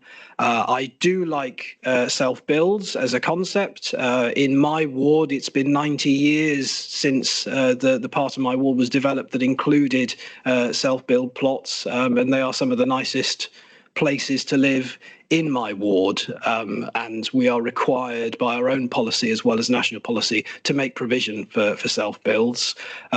If members want to be encouraged at all in terms of making a decision on this application, we heard applause both in favour and against. So the good news is we're going to annoy somebody.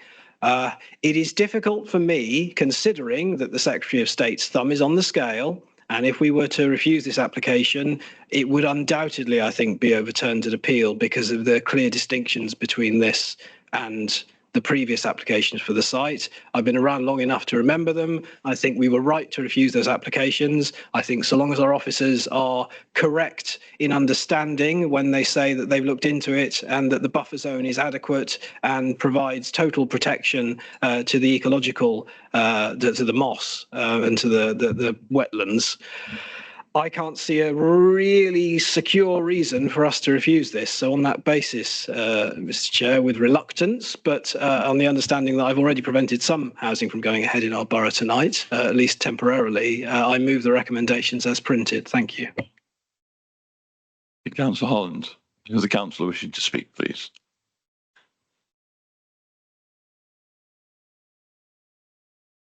We are quiet tonight, aren't we, some of us? Councillor Hodgson. Thank you, Chair. Can I just get clarification on the biodiversity net gain? The speaker that was against the proposal said that the claim was unachievable. Can the officer just confirm that the 10% biodiversity net gain from the proposal can be easily achieved? Thank you. Yeah, so essentially it makes it easier with this site because it is quite of low ecological value. Essentially, agricultural land of this type, it could be grazed, it could be used for crop growing, it could be turned over tomorrow without any kind of input by the local planning authority. So that means its value in terms of for habitats in particular is very low. So, the creation of new gardens, new landscape strips, new tree planting, hedging, this is quite a significant increase in this case for B&G. Officers have got no concerns regarding that. Thank you, Chair. In the absence of any other speakers, I'd like to second Councillor Holland's proposal. Thank you for that, Councillor.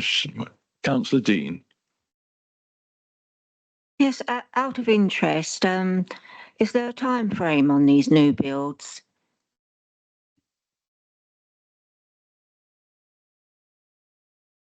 It would just be the standard 3-year limitation for the commencement of works. Yeah.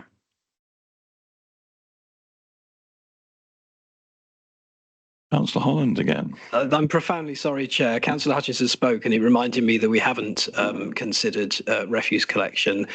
Is this access off Fairgreen Road going to be adopted? And is the swept path analysis adequate for the manoeuvring of our refuse vehicles? Yes to both, yeah. Thank you. Okay, Councillor Holland. Okay, we've had it proposed and seconded that we accept contents of the report. Do I see any counter proposals or any other proposals this time?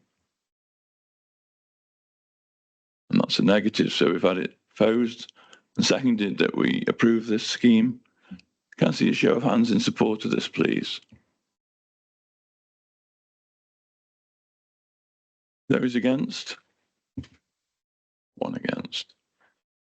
Thank you. That scheme is obviously approved as per written in the report.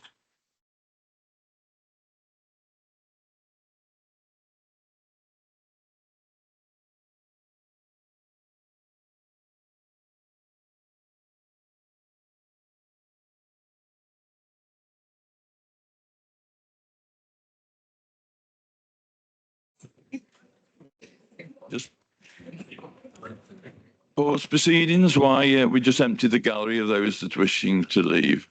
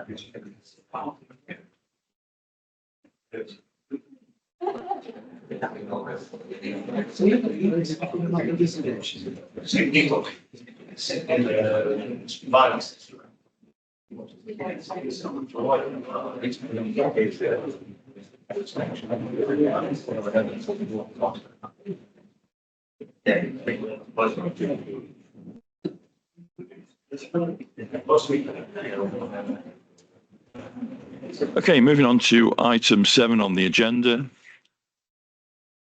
Newcastle-under-Lyme, Borough Council Depot, Nutton Lane, Newcastle.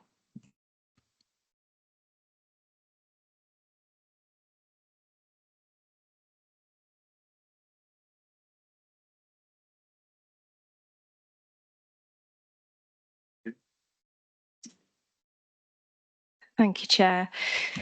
So this application, which relates, as you just said, to the council depot on Nutton Lane, seeks permission for the erection of a new tractor storage building, the replacement of a dry mixed recycling enclosure, alterations to the existing office building and changes to the main reception entrance and external pedestrian entrance.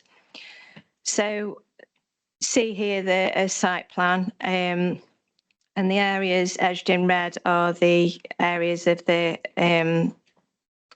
various proposals that I just referred to. So the tractor shed is proposed in this location here, close to the eastern boundary of the site.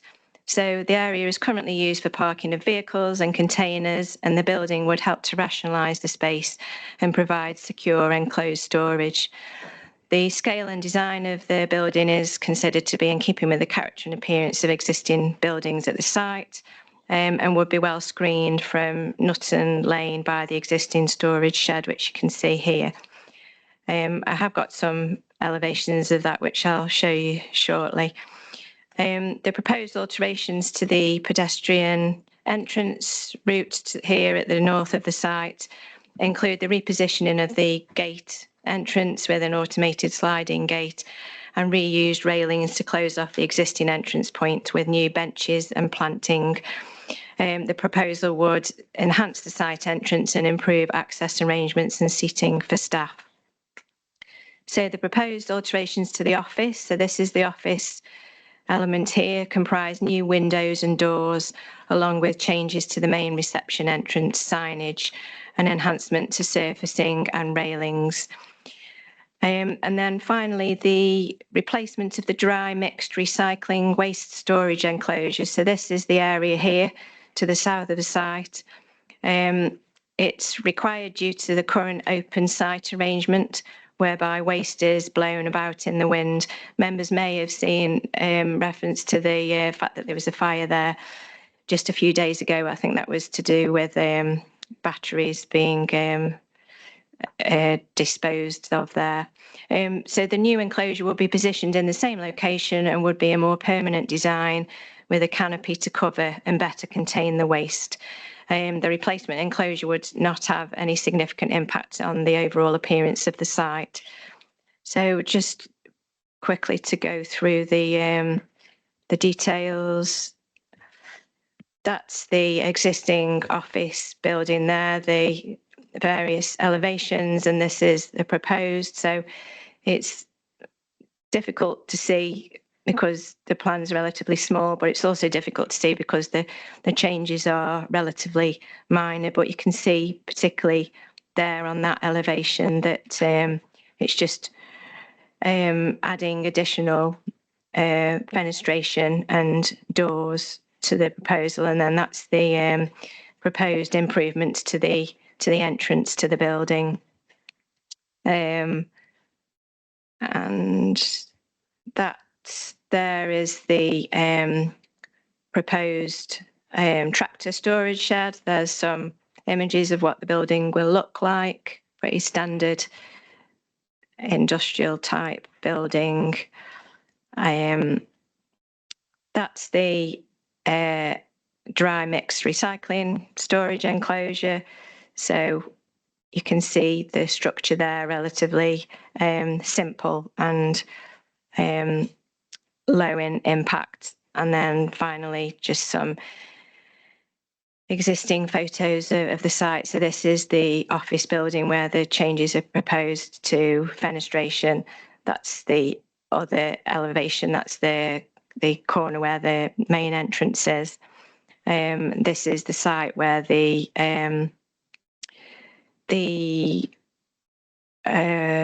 office, no, sorry, where the sorry, that's the dry mixed recycling waste storage enclosure, obviously, and that's just looking from in the opposite direction. So that is kind of over here in this location.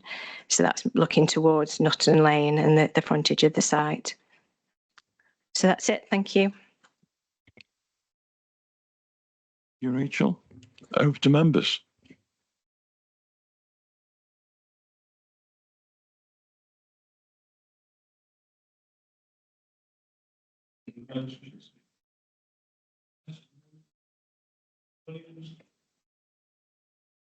I see show hands and support that. Thank you very much.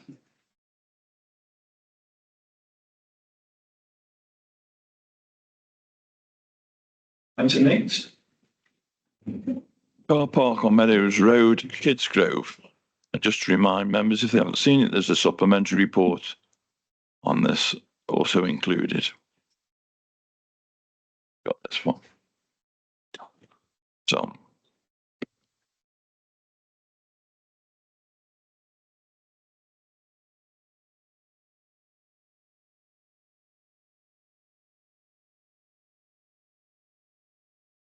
Thank you, Chair. In this case, permission is sought again by the Borough Council for the redesign of the existing public car park off Meadows Road in Kidsgrove and the erection of 3 enterprise units. The plan of the site is just coming up, hopefully. Yeah. What's done there? Sorry. Yeah. There you go. Sorry.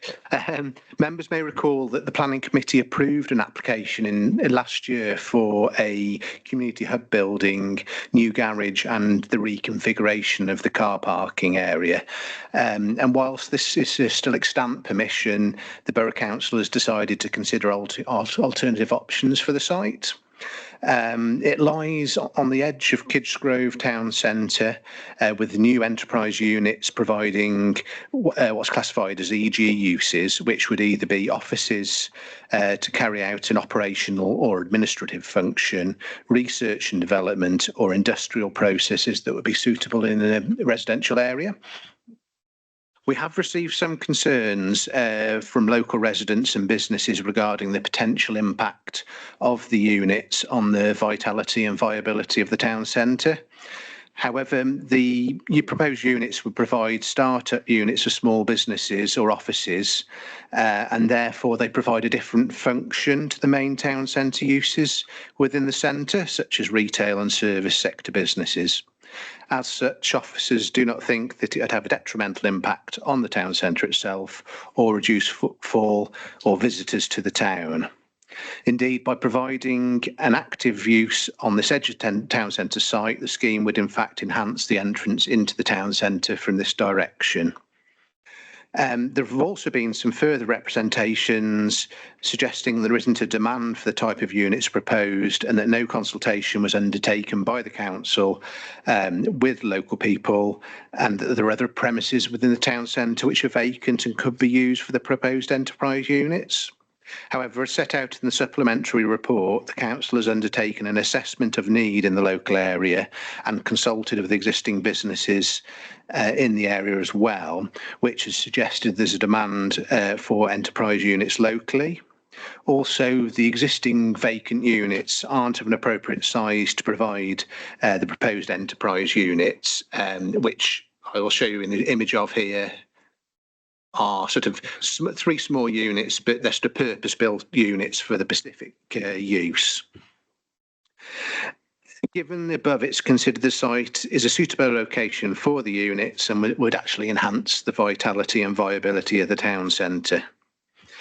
As you can see from the images here, it provides a gable-fronted building on the existing car park, and although it would extend forward of certain units, it's an open space on this part of the site. There are other units where my cursor is here which project forward of the built form, so it's not considered that the development would adversely impact on the character and appearance of the area. In terms of existing trees, the extant planning permission required the removal of a number of existing trees on the site, which are displayed in this photograph here. Again, this would be the case with this application, and because of the road improvement scheme that's to take place on the meadows by the County Council, it's not possible in this case to provide replacement planting. And although this is regrettable, these trees, although they're in full leaf there, are defined as being of limited to moderate quality, so their loss wouldn't warrant refusing the application solely on those grounds. The existing access arrangements to the site has also been revised with a new entrance provided off Station Road, as you can see here, and then an exit point onto the meadows, which lies to the south. These access arrangements are considered to be appropriate by the Highway Authority. Given the distance between the site and residential properties, which are largely positioned to the south in these blocks here, it's also considered that the new units wouldn't adversely impact on residential amenity. And finally, in terms of the merits of the scheme, it's required to provide a 10% increase in biodiversity. As we can't provide it on site, it's therefore proposed that off-site provision is made in what is called the Greenway, which is a former railway track to the north of the site. And as you can see here, is this green corridor here, which is an existing green corridor. The application site is there. So there's plenty of scope on this council-owned Greenway to actually provide the necessary 10% in biodiversity gain for this site, and also it's a potential source for other minor developments in Kidsgrove to meet their biodiversity gain in the future potentially. As such, permission is recommended.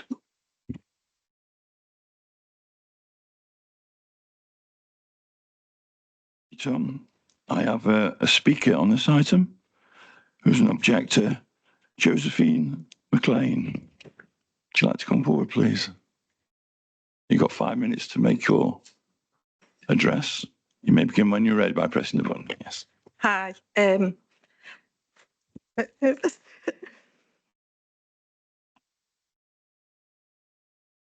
I'm a business owner, so I don't know where it's come from that we've had consultation. I've got other business owners with us too. And I feel the impact that this proposal will take away essential parking. We are under-serviced anyway.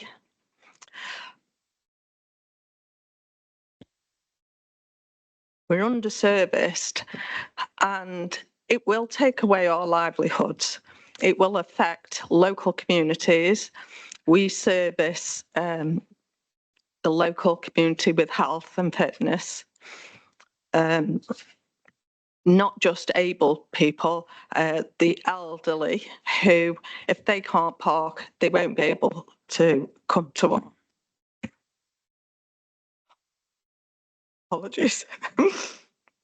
I'm obviously very passionate about this. The lack of consultation, I just have to question what the rationale is and how they feel that it won't affect other businesses. The high street is dying in Kidsgrove. So the money would be better spent on renovating what's already there. Why do we need 3 enterprise units? Why do we need 3 buildings that we're not even sure how it's going to service Kidsgrove? We've got no post office, that's going. The buildings are almost falling down. The little bit of trees that we have got are going. And my objection is not just for us as business people, but our community. There's lack of parking throughout. So we're being told that there's going to be 18 parking spaces. There isn't 18 parking spaces now. People are parking on double yellow lines. So I can't see where our customers, our clients are going to park. I just think we haven't been consulted. There was a notice put on after the closing date. In my business, I was posted about 10 proposals and other businesses didn't get any. I don't think we've been given a fair chance to oppose this. So really, I would like a rationale and how they've assessed that it's going to benefit Kidsgrove. I can't see, and anybody we speak to, we've got a petition of 200 people. I don't really know what more to add because I don't know what their rationale is. I can't see the benefits at all. So if that could be answered, I would like that. And yeah, I want to save our town, basically, and that's my objection. Thank you. Thank you, Ms McLean.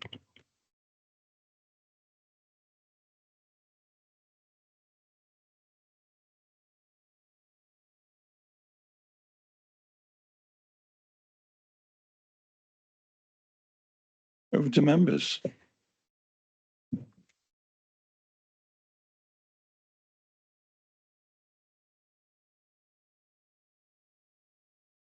Greeted by the silence.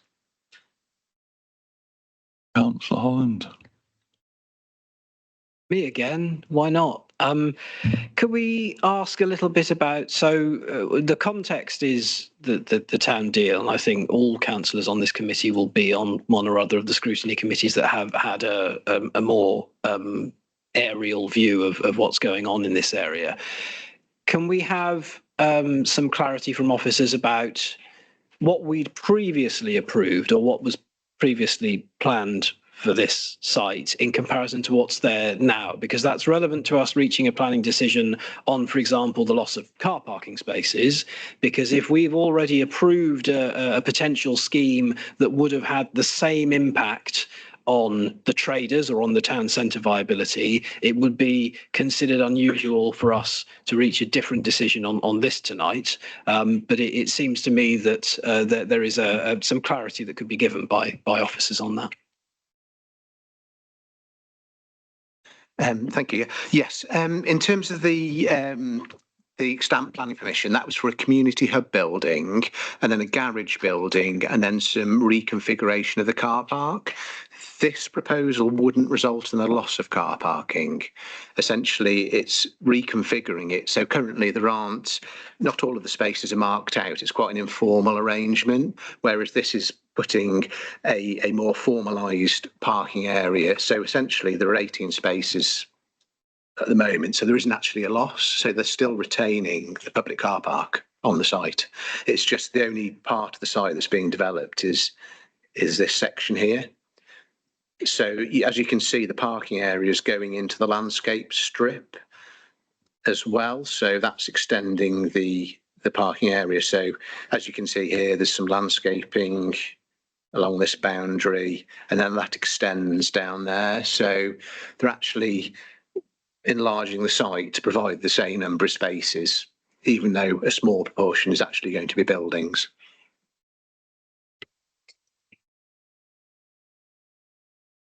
And I think the stamp permission was providing a similar number of parking spaces to the current scheme. So yeah, there's no real difference between the two. Councillor Hong. Thank you, Chair. I'm grateful for that clarification. What I was aiming to get at was that extant permission, because it's the difference between that and this that's worth bearing in mind. I don't like for residents to think that we're giving officers an easy run on this because the applicant happens to be Newcastle Borough Council. So can I ask about the consultation that was done with neighbours on this? We did hear from the public speaker that somebody received lots of letters relating to consultation, other people received none. Are we confident that the correct site notice went up? Are we confident that the amount of consultation done was within accordance with our rules? Just before Tom comments on that, just to say that there's kind of two sets of consultations that's been done. There's the consultation that another department within the council carried out in terms of the required use or what residents thought would be good on the site. And then there's the consultation process that we've carried out as part of the planning application. And certainly in relation to the planning application, we posted site notices for the requisite period of time. So the application was clearly publicised in the correct manner for the correct period of time. I don't know whether Tom's able to comment more on the the consultation that the council did more generally? Yeah, we asked that question in view of the neighbouring objections. So in the supplementary report, we've had additional information from the relevant department within the council, and they are saying that they had a consultation with the local community and local business owners. That's what they are saying to us.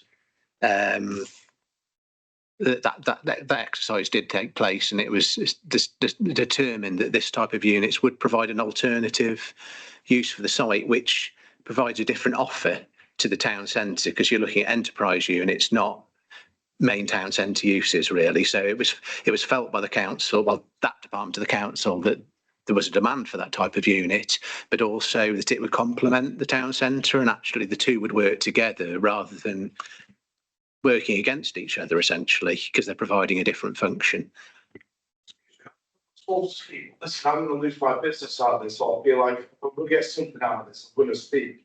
Then for industrial units, they're going to take up them spaces. So where are we supposed to have the parking? She's got no parking. And Excuse me, I understand this is a motive, but you cannot.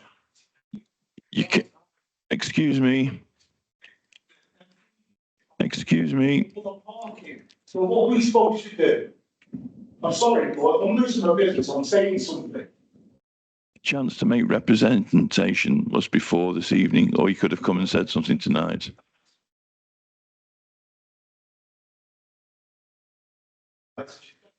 It's Friday. I'm dying to say something. I'm saying, if I'm losing my business, I'm saying something. Simple as that. Kick me out, whatever. It doesn't matter to me if it's another business. I understand where you're coming from. Yeah, thank you.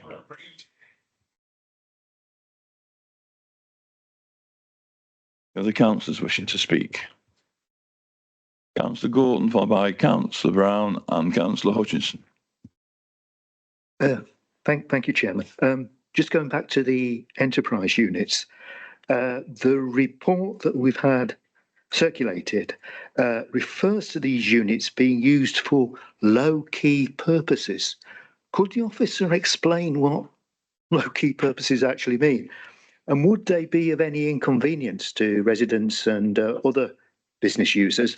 And if you don't mind, Chairman, can I just make a comment? Because I'm a bit surprised about the biodiversity net gain being allowed to be somewhere else apart from the site.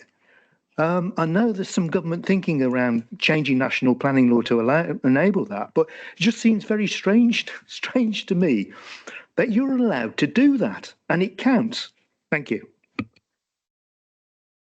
Yeah, thank you. Yeah, in terms of the low-key elements, they'd be sort of effectively start-up units. So the sort of start-up units for small businesses. That's the intention.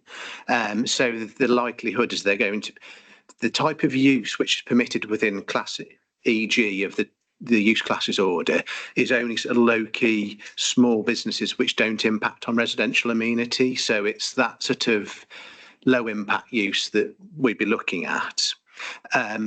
So the impact on neighbouring businesses, residential amenity is likely to be relatively limited. In terms of the biodiversity net gain, yeah, in the first instance, applicants should be looking on site to deliver it. Where they can't provide it on site, then they look at off-site proposals.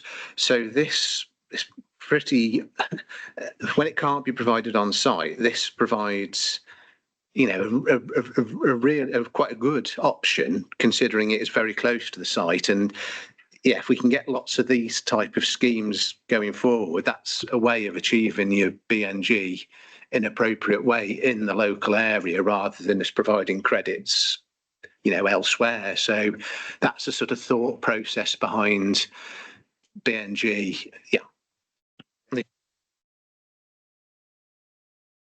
I understand you, Councillor Gordon. Councillor Brown. Thank you, Chair. You've explained that there were 18 spaces before and there will be 18 spaces after. And you've said that the parking before wasn't particularly demarcated, it was informal. So would there be, I'm appreciating this concern amongst business owners about, you know, access to their businesses. Would there be specific demarcated parking spaces after this scheme is done? Yes, there would. The plan in front of us shows the proposed layout. So if you can see this, you can see the sort of a number of trees and landscape strips across the site here and in different parts. So what they're doing is, although a building is going on part of the site, there isn't actually a loss of car parking because they're providing 18 parking spaces, which is no net loss, and those spaces are clearly demarcated as shown on the plan there. Quick follow-up, if I may, Chair. And would priority be given to the business owners or specific businesses for these spaces? Just be a public car park. So it would be for the general use of business owners, visitors to the town centre, general public. First come, first served type basis. Thank you. Councillor Hodgins. Yeah, I also want to talk about the parking. It says in the report that we're going to have 18 spaces and 1 disabled. So we have got 19 spaces. Is the car park currently free? And my worry is if those 3 new units, I mean, I don't know, one might be somewhere that makes dental instruments, one might be something that does something else. If they've got 4 and 5 employees each in each of those little units, you could probably have the whole, about 10 or 15 of the spaces for the people that are working in those 3 units, and nobody else is going to get a look in because they'll probably arrive early for work. And as Councillor Brown says, it'll be first come, first served. So is the car park currently free? Is there any proposal to make it 4-hour parking maximum, which would benefit the town centre and allow people to kind of come and go and prevent the 3 units from hogging all the car park spaces? So just wondering, a little bit more clarification on that would be good. Thanks. I can't say for certain whether it's a free car park or not, but that's not really something we can take into account as a planning consideration.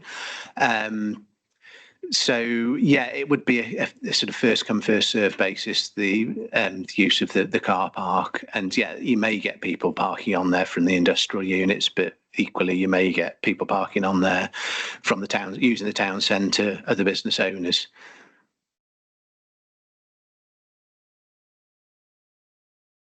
Nothing. Could we not condition that then? Could we not condition that it's a short stay car park or defined hours on the car park? It wouldn't be a condition has to meet a number of tests, so it has to be necessary, it has to be reasonable, etc. And that it would be unreasonable for us to require that when the Highway Authority aren't recommending that that is necessary. And so no, I think that such a condition wouldn't be something that passes the tests. Not even if it's a public car park. It's the public car park. Yeah, but it's not part of the planning process to whether it's paid or, you know, whether there's that's a wider town centre. I'm just thinking of the differentiation between using it for the purposes of the business and it being a public car park. So why in effect that can we not condition that it's a short stay? Like we would our own car parks. Because that's not part, that couldn't be done as part of the planning process. Right, it would be part of what the council does about its car parking strategy. Okay, just putting that out there. So I've got other people after you if you, yeah, so don't worry, I've got you down. Then you've got Councillor Crisp and Councillor Burnett Falkner afterwards, and then you. Oh, thank you, Chair. No, I think Councillor Hutchinson's already said it, but I think what the people in the gallery are concerned about is these 3 new businesses will just be occupied by people to get in there early in the morning, and then where will their customers park? So I can see whether the numbers are still the same. I think that's the fear there, isn't it? This is where a lot of their customers would park routinely.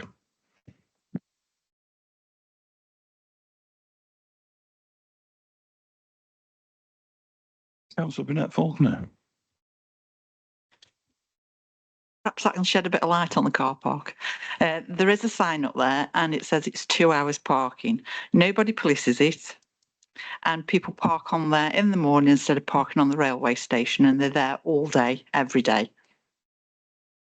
So I would assume that they're still going to park there all day, every day, if it's going to be the same sort of car park with the same amount of spaces. Interesting. Thank you for that. Councillor Williams, Jill. How can we allow 3 businesses to be built with no car parking?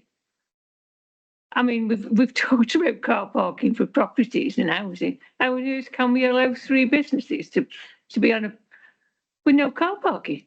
Where are they going to park? Where are the customers going to park? I'm sorry. Yeah, but they've got the car park on the site. That's what they would utilise, as is the existing situation. And what we've got to bear in mind is the fact there's an extant planning permission on this site, which essentially has permitted like a similar level of parking and more new buildings on this site. So that's a material consideration that needs to be taken into account, really, is the fact that that could be implemented and with the same implications in terms of car parking. But this is a public car park. So if you turn up for work and you've got nowhere to park, what do you do then? Go home? I guess sustainable cash. Yeah, I was trying to.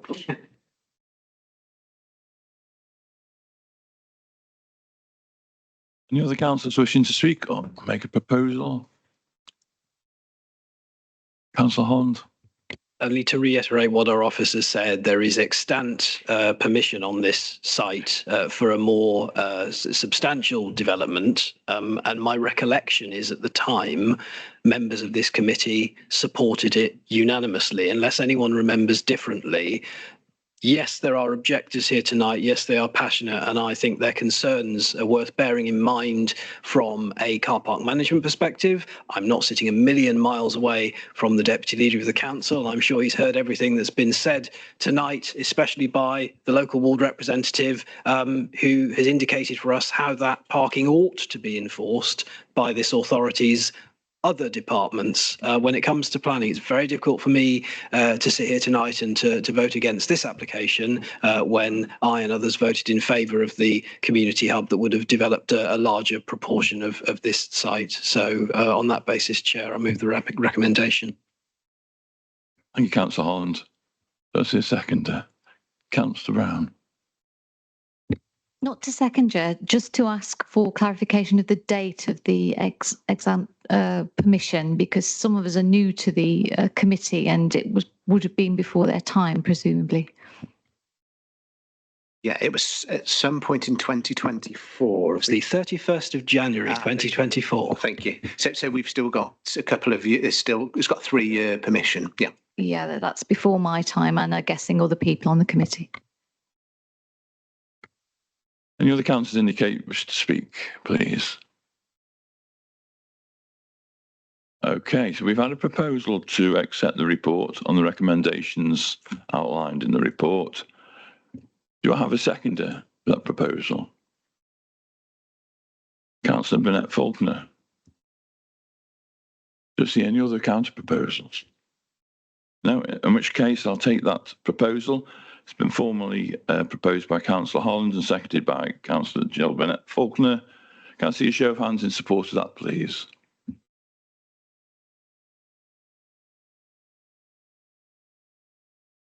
And those against? Any abstentions? 2. That item is carried. Thank you very much.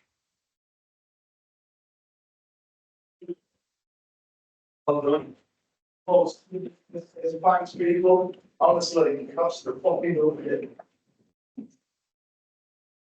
Nice.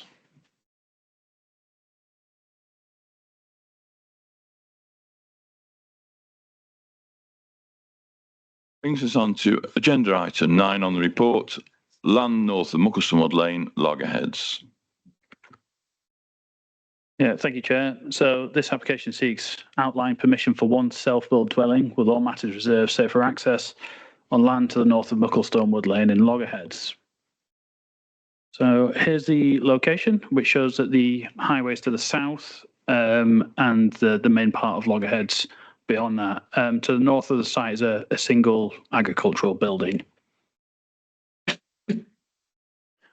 So these are the site photos, which show that it's very open in nature, but it is bounded by existing trees and hedgerows.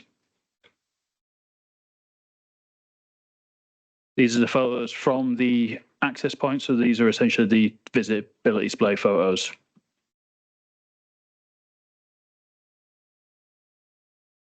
And then finally, these are some photos of the access point itself. So the existing access point would need to be improved in order to accommodate the development. However, the Highways Authority haven't raised any objections to this. The main issue in this case is whether the proposal would have an acceptable impact on the character of the area. So the planning history for the site shows that a number of applications for residential development have been refused in the past, 2 of which were dismissed at appeal. So in the most recent appeal for the one dwelling on the site, the inspector noted that whilst the site was in a sustainable location for new housing, it would cause harm to the character and appearance of the area, which outweighed the benefits of the proposal. So we need to give consideration to these appeal decisions, but equally significant weight must also be given to the more recently allowed appeal for up to 150 houses on land also to the north side of Mucklestone Wood Lane, which is to the west of the application site. So in allowing that appeal, the inspector concluded that the proposal's impact on the landscape would be localised and that development along the northern side of Mucklestone Wood Lane is acceptable from a visual perspective. So on the basis that significant housing expansion has now been accepted on the northern side of this highway, officers consider that it would be unreasonable now to seek to sustain an argument that a single well-screened dwelling would also not be acceptable. So there's no objections to the proposal from any statutory consultees, and the application is therefore recommended for approval. Thank you. Thank you, Charles. Just to reiterate the point that this item has been called in. As you can see there, the application falls outside the village envelope and it's not in accordance with the neighbourhood plan, in addition to highway safety grounds, particularly the access point and the pinch point to the roots of the tree on the access area, and obviously the impact and the character of the area. We've heard a lot from the officers tonight about the developments that have been allowed on appeal. And yes, that is correct. In the north side of Loggerheads, but not this side. This side is the tree and meadows side. This has got the references to Mucklestone Wood Lane, and the big operative word is Wood Lane. As you can see, the plot lies in the middle of 2 fields opposite sides of each other. So effectively, it's in the open countryside. Now, looking at the officer's report further, it says if it's an isolated property in the countryside, it must meet the special circumstances in paragraph 55 of the MPPF.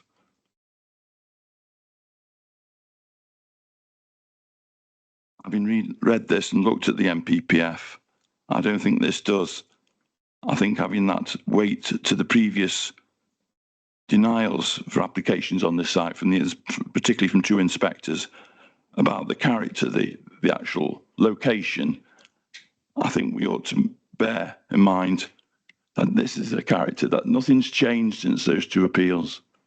The character's still the same, it hasn't changed.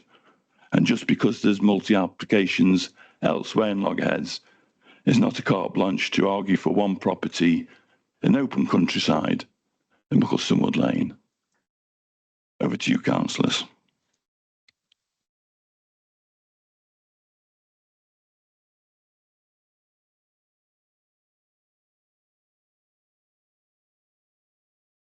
Councillor Holland. Do our officers have any response to make to the comments that our chair has just made, given that their recommendation is for approval? We've heard that this is an isolated property outside of the village envelope, and normally development of that kind is very strongly militated against. We're told that planning policy nationally says we shouldn't be building single properties isolated in this way. So do our officers have any comments to respond to the issues raised by the chair? Yeah, just on that, so that there is a lot of appeal decisions. Obviously, they're relevant to what constitutes an isolated property or not. Officers wouldn't consider this to be isolated.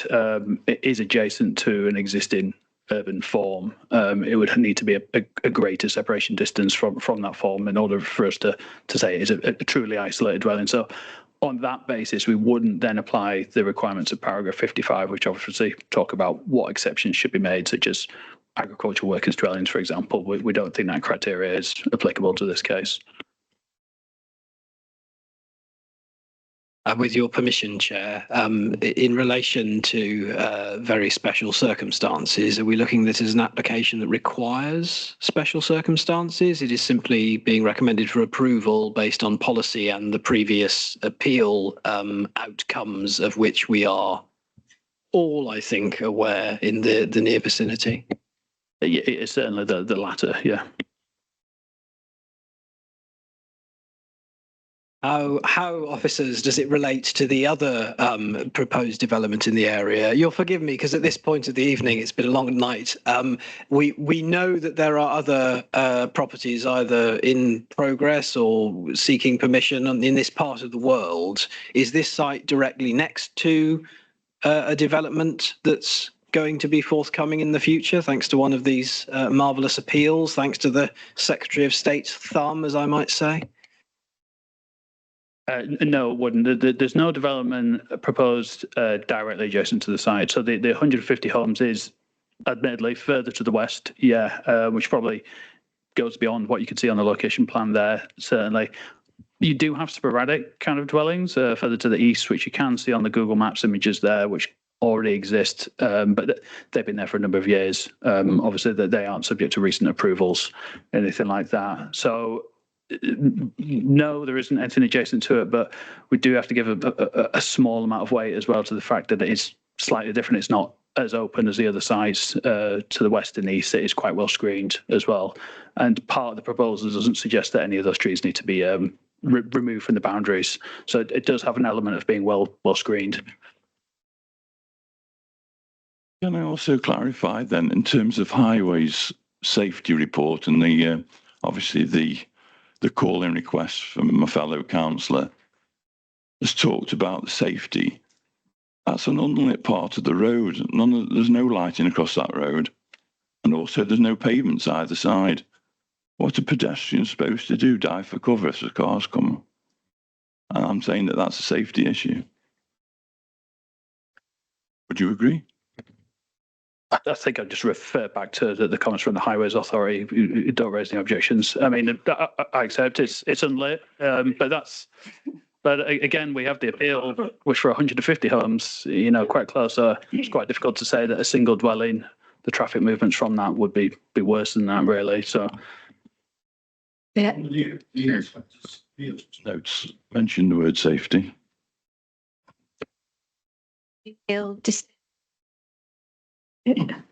Highway safety was considered at length as part of that appeal, but the appeal was allowed. And it isn't the case to say that the Highway Authority never object. They do object to applications. But obviously in the cases that we've been referring to tonight, they've not objected, but it is a significant material consideration. And as I referred to earlier, they are the technical consultee. They are the expert on highway safety. Well, they are, aren't they? If they're the Highway Authority, well, they are. That's their qualifications. They're qualified in that subject, and we take on board their comments, and that's what we've done. We don't have any justification, any evidence to substantiate going contrary to what they've said. I'm sorry, but The chair has just actually said that somebody'd have to dive for cover if they were crossing that road. And yet you were saying the highway say that's not a problem. I'm saying that the Highway Authority have got no objection to this scheme. That's what I'm saying, you know, I mean, it just doesn't make sense, does it? And all we seem to have heard tonight is about appeals. Okay, it costs this council money to appeal on something, but we shouldn't be passing housing properties just because we may lose this appeal. We sit here as a planning committee to see what the best is for the area and for the people who are going to live out there. And this goes against everything. It's had 3, it's lost appeals itself. I'll be objecting. I think we should object to it. I object to it. Councillor Holland. Thank you, Chair. If you have a house cat, these days you can have, instead of sort of having to build a fence around your garden, you can have one of these electronic fences. It's on, they've got a collar, and when they approach the boundary of your property, it gives them a little zap and it reminds them to go back. And the appeals process to me is how we as a committee discover where the limits of our decision-making capability are. We can decide what we feel is best in accordance with our rules, but we only really discover where the boundary is when one of our decisions is appealed, and we are set right by the Secretary of State and his enormous thumb. Can our officers tell me what distinguishes this application from the 2015 outline application, which this authority refused? I don't think it was appealed, but that application was for a 4 or 5 bed dwelling with detached garage and amended access point. Now, this application is outline for self-build, so all of those matters presumably will be reserved for a future meeting. What is different about this application from the one in 2015, or is it solely through the passage of time, changes to national policy and the outdatedness of our own local plan? Yeah, thank you, Councillor. So again, it is the latter. I think it is important to know that the previous refusals weren't on highways grounds. So if we were to go down that route and refuse it on highways grounds, we're introducing a new reason for refusal there. And there's a risk that that's not a consistent approach. Again, I'm not sure how inspectorates would see that. I'll repeat then, Chair, what I said about the previous application that was outside of a village envelope. There are things about it that I don't necessarily like or want, but we are, in the context, bound by what we think we could sustain at an appeal, ultimately. Any other councillors wishing to speak? Councillor John Williams.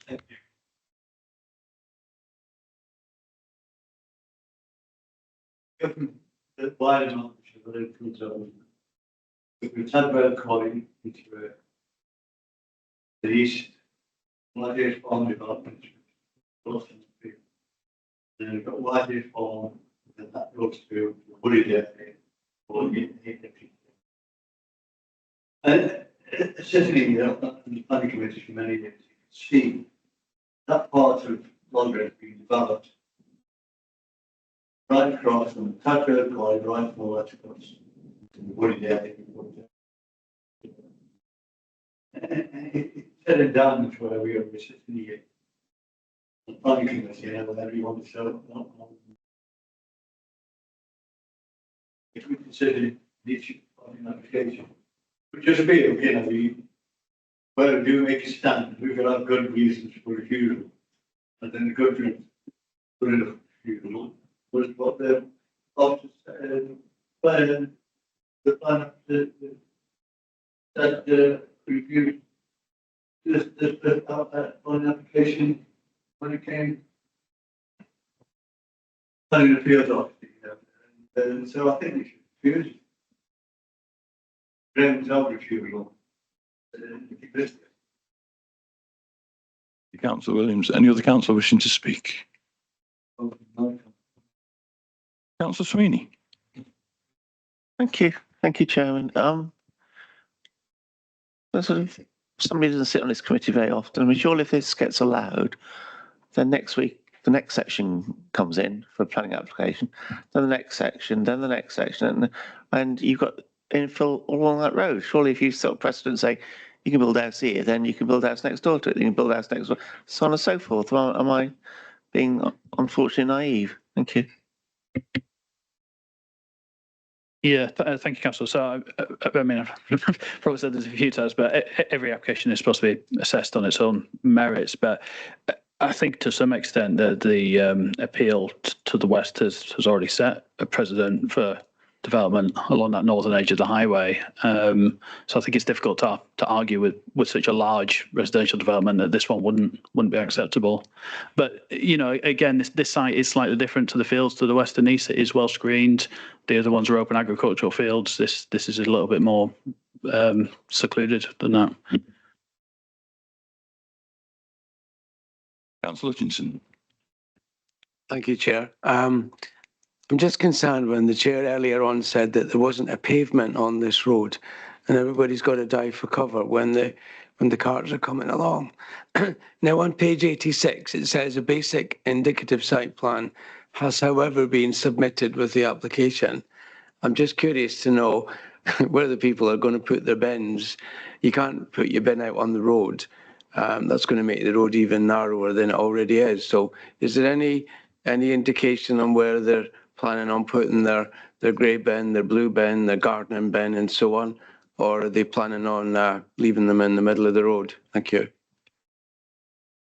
Yeah, I mean, those details will be something we'd have to look at a reserved matters application stage. But the indicative plan certainly didn't go into that much detail. It was really just a very basic drawing showing where the house could potentially go within the site. So no, at this point, we probably wouldn't request those details because we consider that it could be arranged in the future, essentially. I think just it's safe to say, though, that a bin wagon will not be driving into that property because that's not what bin wagons do. So it will be like any other property on a rural highway like this, where the bins would be presented presumably right at the just within their gateway, and a bin wagon would pull up, empty the bin, and carry on. But Chairman, thank you. Just for clarity, remember we had the two planning officers coming from Stafford to talk about the Whitehouse Farm development, and none of us are really impressed by what they told us, because this lane is that narrow. And when I asked the question of people walking along that lane, they said they'd have laybys for pedestrians. Remember, I can remember it now. And you could, you know, mind's eye, you could see people running to get into a lay-by so traffic could come past, and it was just absolutely ridiculous. But again, as has been said earlier on, the experts, they know better than what we do. And the inspector takes note of what they say. In that particular case, as it was a Whitehouse Road development, we lost it on appeal. But I still feel that we are, on this particular one, we should really object to it on the grounds of the past decisions made by planning inspectors. So on that point, I mean, if we can get a move refusal on that particular point, Mr. Chairman, if that stands up, I'll even take some advice from the planning officers here in front of us.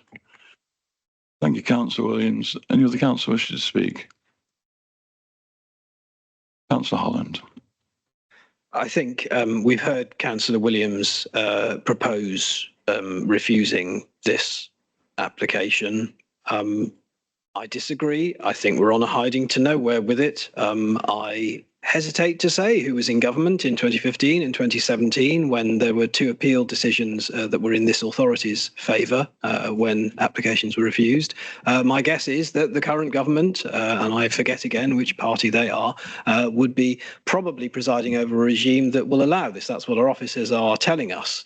In an ideal world, our local plan would be the law, and we'd already have adopted it, and it would be quite clear. We'd be able to look at applications like this and say either it is or it isn't in accordance with our local plan, and we'd be able to decide with confidence whatever was in line with our own policies. But we're not in that position. I don't think that this is sustainable. I'm afraid having heard everything that's been said, I will not support Councillor Williams when he moves refusal of this application, in part because of my gut instincts and in part because, as he has himself said, he's not yet provided a fixed set of reasons for that refusal. But I do think we should probably proceed to finding some and going on to a vote. I just wanted to let you, Chair, know that I won't be voting for that.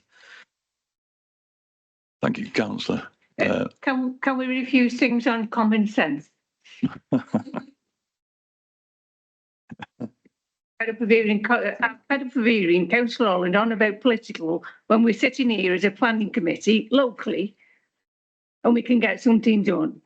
It's just a load of rubbish. Just to refresh, I might be wrong. I'll look to guidance from Councillor Williams here. So just to be sure that you're recommending refusal on the grounds of character and also safety grounds. Loss of character. Yeah, that's right. It was the impact in the first harm of character. instance when this first came before us in. I've got the data in front here. I've got the map in front. Okay. Is that any clearer, Councillor Holland? It is clear to me, and I completely accept what's been said. I still don't think that I can vote for that. Okay, that's fair enough. Any other councillor wishing to speak?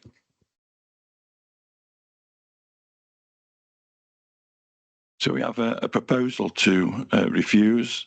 Do we have a seconder for that?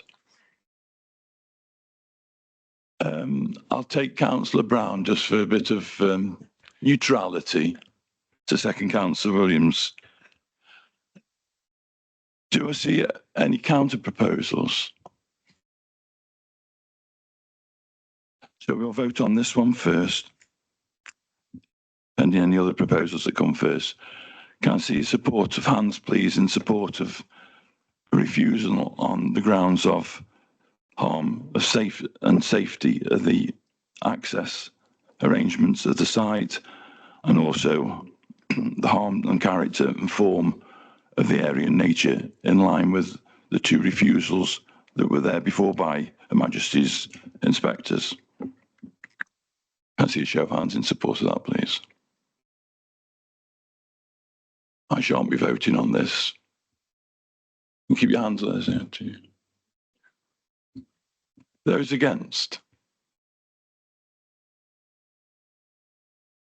5, 6. So that's carried. That item is refused, 6-5. Thank you.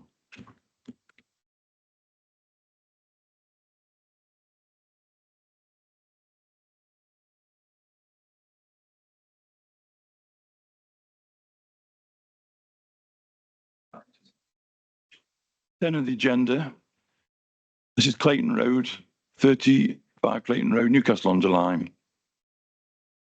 Who's presenting this one?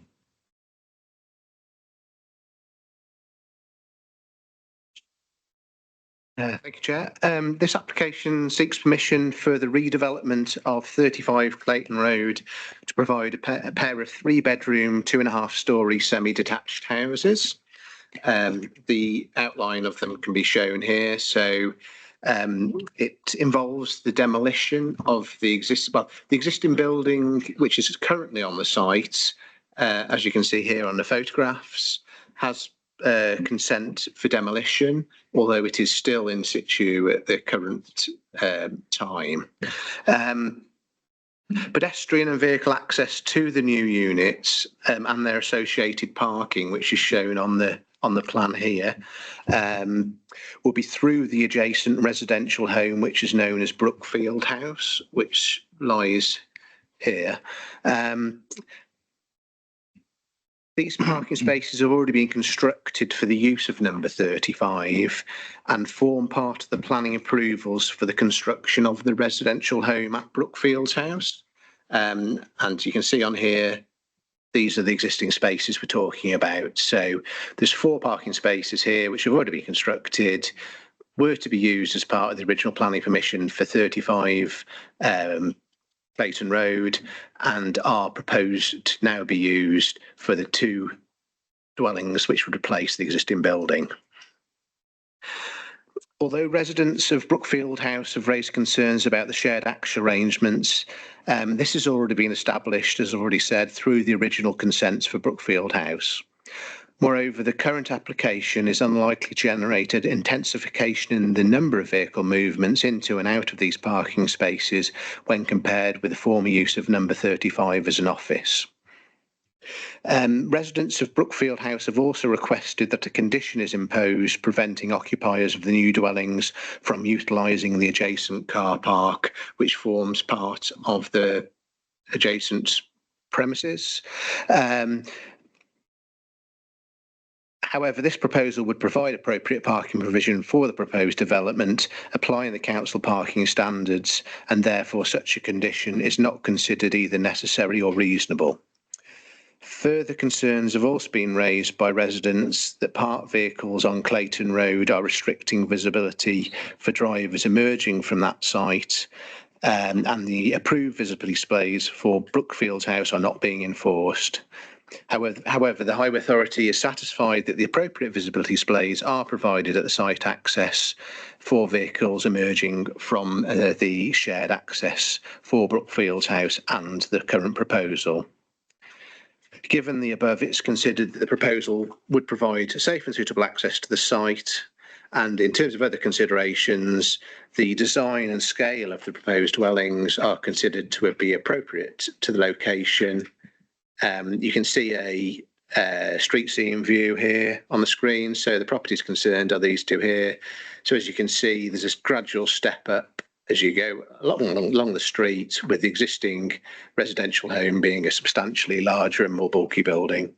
So as such, planning permission is recommended.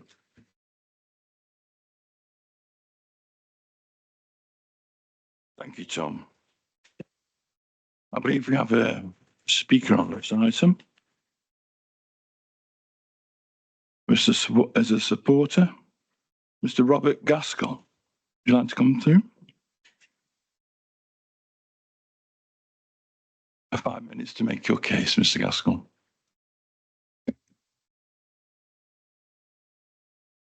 Chairman, thank you for the opportunity to speak. My name is Robert Gaskell. I'm the Planning Director for the applicant. I support the officer's report and recommendation that this application entirely accords with the development plan and should be approved. As we've heard a lot today about parking spaces and highway standards, I can confirm that we meet all required parking standards and indeed that the access is suitable. There are no statutory consultees objecting, and the referral to committee relates only to the perceived highway and parking issues, which are addressed in detail in the rebuttal which is now available to view on the online portal.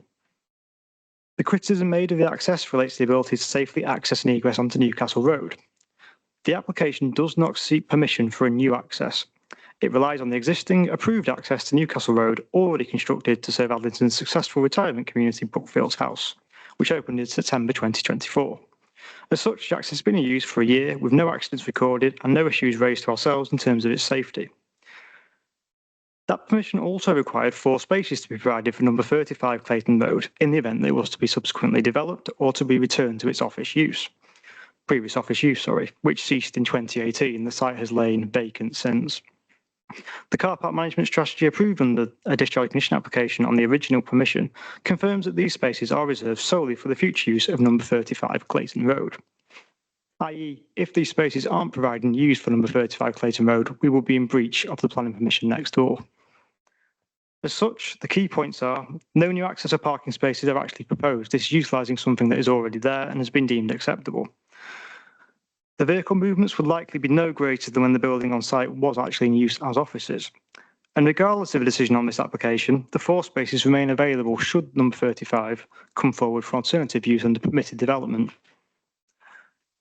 This scheme should be supported. It's redeveloping a dilapidated brownfield site that's been vacant since 2018. Indeed, the NPPF provides that substantial weight should be afforded to proposals such as this. It is also going to make a valuable contribution to the council's land supply at a time when one cannot be demonstrated. The scheme accords fully with the development plan. As the officer report highlights, para 11D of the NPPF applies. There are no adverse impacts that significantly or demonstrably outweigh the benefits of the proposal, and approval is therefore justified. Thank you for your time, everybody.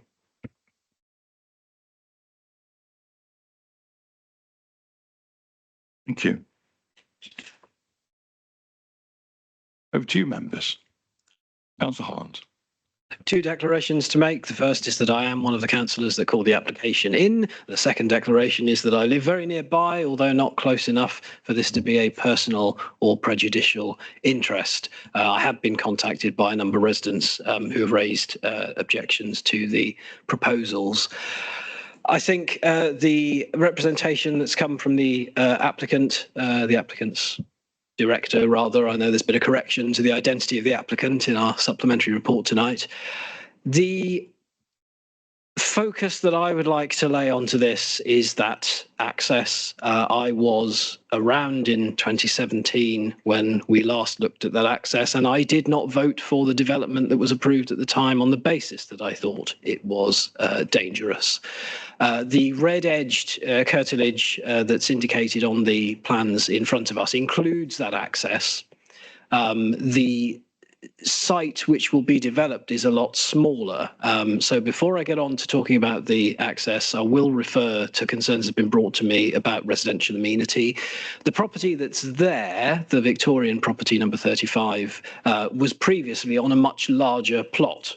And all of that has now been stripped away in order to form the car park attached to Brookfield's house, perfectly in accordance with the planning consent that was given. But it's resulted in quite an unusual, isolated postage stamp of land on which this application is now coming forward. So the building there, which is in red hatched, you'll see that the new development is smaller than that. But if you compare the size of those plots to the house, the pair of semi-detached properties next to it, you can see that both the footprint is smaller and also the space, the amenity space that those properties will have is a lot smaller. And while I could not, I don't think, pin a reason to refuse this application on that, I think it's regrettable that on a road which otherwise has quite spacious gardens, this is going to be unusually small. It is also, there is a significant change in level between what remains of the plots around number 35 and what is now the car park. If I could focus quite heavily on that access, then I don't think we have seen a proper scrutiny of that access 2017, 2018 at the latest. We have not been asked tonight to look at it because it's an existing access. We're not creating anything new. But I can tell you that this will intensify the use of that access, and I can tell you that that access is dangerous already. The highways officer in their report, in their consultee's response, referred to there being no pedestrians being knocked down in the vicinity within the required time frame. But we know people have died on Clayton Road. We know that there are cars that come whizzing down that road. There is a resident not very far from me who had the unfortunate situation of having their car, while it was parked, rear-ended twice within 12 months by vehicles that were careering down the road. If we were given the option of reviewing that highway visibility splay, we would see that in almost no circumstances is it clear. That access, when it was created, at the point it was created, was dangerous, and it is dangerous. Vehicles that are emerging from there are doing so on an uphill incline. People already say to me that this is not good enough. Changes have been made to the highway very recently, including the upgrade of a bus stop, again in line with the application that was previously considered to build the retirement apartment complex.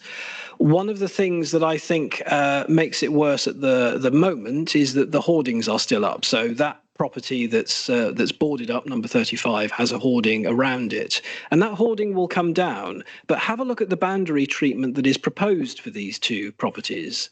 They propose to retain a very tall hedge between the highway and the front doors of these properties, and they propose to retain the 1.8 metre close board fence that is there and is in fact on one of the previous slides that we saw earlier. Next one, I think, next one down. There you are. They propose to retain that, and it goes all the way around the side. And if anything, it makes the visibility less good. It doesn't impact the visibility splay because the splay is measured from the point where vehicles emerge onto the highway.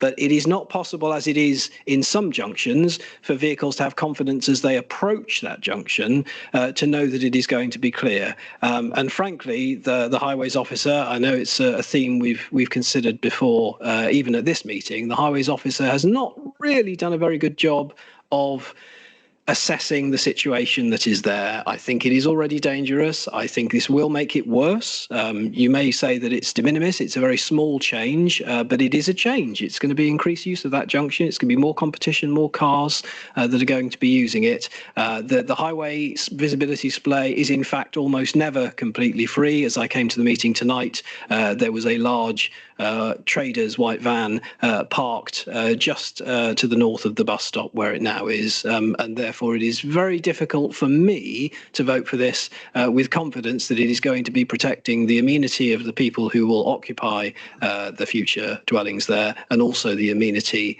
of the people who I already represent who live in that area. Thank you, Chair.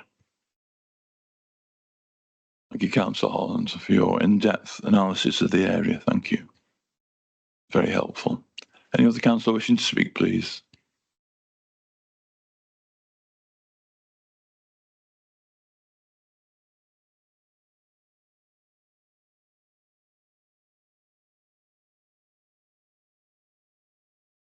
No, don't see any counter proposals. Proposals for exception, proposals for refusal, anything?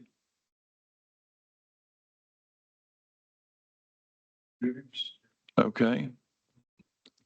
Would you be supportive, Councillor? Proposal?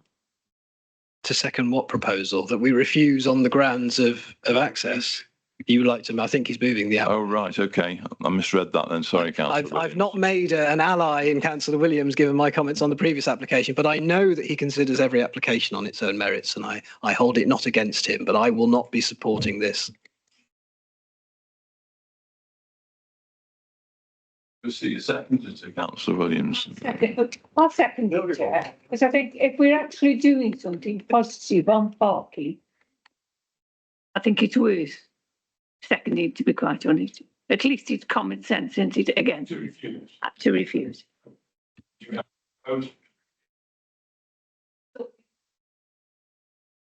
They wouldn't support it. Well, I would propose refusal, then, Chair. Okay. So we've had it proposed as a refusal. Do I see a seconder for that? What are the grounds then, please? Councillor Williams. So many people speaking. I think I'm personally on parking, safety of parking, isn't it? Lack of provision and Need your help on this one, safety. councillor? It's okay, it's okay. So there's still lots of people speaking, and therefore my microphone blinks at me.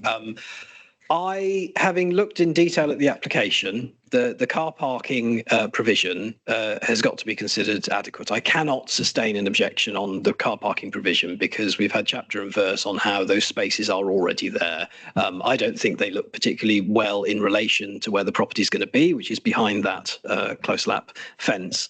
My concern is principally the thing that I think that we should be applying scrutiny to, the safety and utility of that access. Now, maybe our officers can tell me that there is amendment that can be made via condition to that boundary treatment, but it seems to me, having read the application, that they're very secure on that. They want that fence to remain up in the way of anybody who is emerging from that car park. They want the hedge to remain up at the front of the property. And I'm arguing then, if I have a supporter in Councillor Mrs. Williams, I'm arguing for a refusal on the grounds of the appropriateness and the safety of that access. And I'm arguing that the development, the proposed development, is going to aggravate that further and above what is already there. I know I can't argue against the access that was voted for in 2017, 2018, because the moment has passed, but I did, and I will be the first in line to say I told you so if somebody is injured or even worse at that location. I don't think it's that serious, but what I do think is that it's a very difficult access point, and why should we be making it worse by cumulatively adding more people using that access? And I do, for example, think that the new use of that property, of that part of this site, will generate more vehicle movements than the previous use as offices, because the offices were attached to, at the most recent time it was in operation, the BAC O'Connor, which people might remember, had a very small number of on-site staff coming on and off. Yeah, I think I disagree. I think the Highway Authority in their comments have disagreed with that assessment, and I think I would personally, I would as well, in terms of it's what's proposed is a pair of semi-detached houses, just two properties. So we've got to look at the fact that this building could be used for an office building. It's quite a substantial Victorian Edwardian property. So I would, in my view and in the highway view, it wouldn't result in intensification use of the access. So I think we'd be on dodgy grounds, particularly as the test in the MPPF is that you should only refuse planning permission when the impact on highway safety would be severe. And I don't think we can reach that conclusion on the basis of the consented use of the existing building and the fact that there wouldn't be an intensification in use of that access. So that would be my opinion. Okay.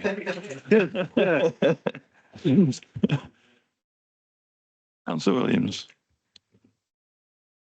Talking about two properties, but just for clarity, that entrance, remember, was for over 50s development, wasn't it? Where again, our friends at the highway said, well, they haven't got cars to bus stop outside. They got on the bus and go, well, we can't, I don't want to start an argument again. That's the reason why we agreed. I forget where we went to appeal or not, I can't remember. But I remember Councillor Holland talking about the safety of that particular junction. And I think we come to the decision because of the people again, we go to highways and say, well, these people haven't got cars. There's always a lot of bunkum, but there we are. But we are talking about two properties. Now, if anything can be done from the county councillor for that area to actually get in touch with the county council highways to make better, make that junction more safe, that would be the way to go. But we're talking about two properties, and I don't think we've got any grounds for refusal. Thank you. Thank you, Councillor Williams. Do we have any updates from members? Wish to add to this? So we find ourselves, Councillor Holland, are you still happy to go with your original assessment, having heard the evidence from the officer? I respect our officer's advice greatly. I will not compromise on the safety of my residents under any circumstances, however, and I think I would find common cause with many people in the room if I said we should add this to the list of grievances we have against the Highways Authority. I would still in the future like to see them take a much more rigorous stance on things like this. But I'm willing to push it to a vote. I'm sure members of the committee will have heard the advice from our officers. Clarify then where we are in the voting procedure then in terms of proposals. Are you still willing to go with your original proposal to refuse on the grounds it says? Okay, do I see a seconder for that proposal? Councillor Holland. So I've had it moved and seconded by Councillor Holland. Can I see a show of hands please in support of that please, of a refusal? Not voted. Those against? That's carried. Thank you. That item is refused. I think, councillors, we find ourselves in a very unusual position of approaching the watershed of 10 o'clock. At this point, I'm asking if you'll bear with me and vote for an extension of half an hour to the proceedings so we can conduct the rest of the business that we have in front of us and negate the opportunity of coming back a further night. To see consensus, can I see a show of hands, please? Thank you very much. That's carried. That brings us on to item 11 and 12, which I'll take together so that there's no duplication in terms of speakers. I'm aware there's 3 speakers to speak on this item. Over to officers. Thank you, Chair. Yep, so this is 2 applications, as the Chair says. They're both located at Hazley Paddocks, just outside Madeley Heath. The address on the application is referred to as Keele, but if members are familiar with this area, that's Madeley Heath Motors, which is here. So one of the sites is this parcel of land here, and the other parcel of land is there where my cursor is. So as we can see on the red line here, we've got one site here and then another site here. This site is proposed to provide between 2 and 6 dwellings, and the other site is proposed to provide between 1 and 2 dwellings.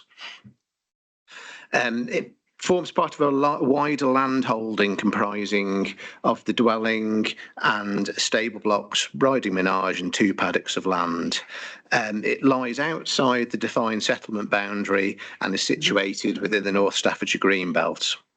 Outline planning permission was refused and an appeal dismissed in 2018 for a new dwelling on the wider site on the basis that it represented inappropriate development in the Greenbelt. This application, well, both applications relate to proposals for permission in principle, where only the matters of location of the development and the principle of development can be considered by the local authority. If permission in principle is granted, then a second application, which is referred to as a technical detailed consent, would be required to address the site-specific details. Therefore, the only matters for consideration in both applications is whether the site is in a sustainable location for housing development and whether the developments are an appropriate form of development in the Greenbelt. Various other matters, such as the impact on highway safety and living conditions of nearby occupiers, which have been raised by interested parties, are technical matters which should only be considered at a technical detailed stage. Turning to sustainability terms, the sites are both located in the countryside outside the settlement envelope of both Madeley and Madeley Heath. The latter is around 500 metres from the site. So here's Madeley Heath with my cursor here, and the sites are located here with Madeley, the main village of Madeley, situated there. Madeley Heath is a primary school, public house, and is accessed via footway and street lighting, with the centre of Madeley and its variety of services around about 1 mile away. As such, these facilities and services are considered to be within a reasonable walking or cycling distance of the site. And there's also bus stops within the locality as well to get to larger settlements and employment opportunities and services in other nearby centres. It's also important to note that in dismissing the appeal for the dwelling in 2018 on the site, the inspector concluded that the site represented a sustainable location for residential development. In terms of Greenbelt impacts, there's been a material change in policy since the 2018 appeal, with a national planning policy framework being revised to include the potential for grey belt land not representing inappropriate development in the green belt. Grey belt is defined in the framework as land comprising of either previously developed land or land that does not strongly contribute to any of the purposes of including land in the green belt, which involves the checking of the unrestricted sprawl of large built-up areas, preventing neighbourhood towns from merging into one another, and to preserve the setting and special character of historic towns. The application sites both fall outside of any recognised settlement boundary. National guidance notes that villages should not be classified as a large built-up areas, and this definition should only be applied to towns and larger villages. The application site's bounded by existing dwellings to the west, Keel Road, and to the north by sporadic residential development, and therefore would not result in unrestricted sprawl. For these reasons, the proposal will therefore meet the definition of grey belt when assessed against the first criteria in the framework. There are also no nearby towns within close proximity to the site, which would be at risk of merging with a settlement, and also it wouldn't impact on the setting and special character of historic towns.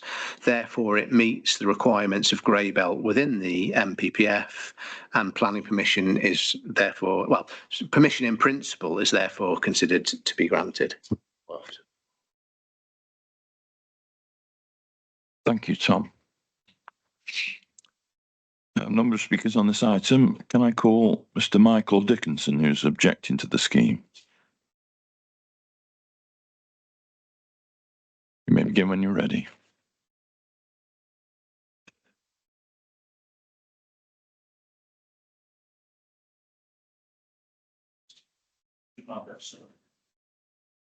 Yeah, sorry, I'm objecting on the basis that the applicant has applied before and it was rejected.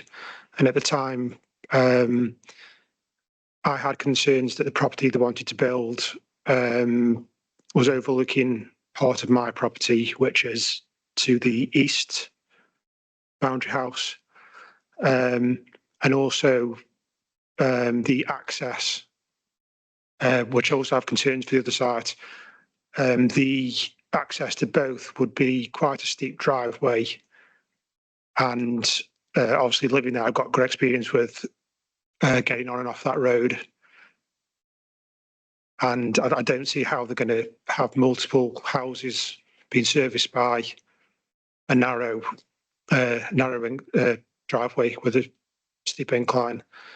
Also, we've noticed in other applications tonight, there's concerns over such things as bin man access.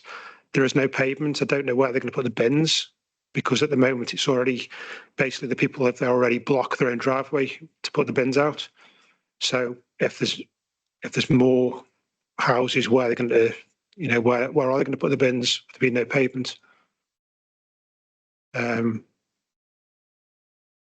That's all I've got. Thank you, Mr. Dickinson. You may resume your chair. Thank you. I have another objector, Mr. Jamie Stevenson, who's representing Madeley Parish Council.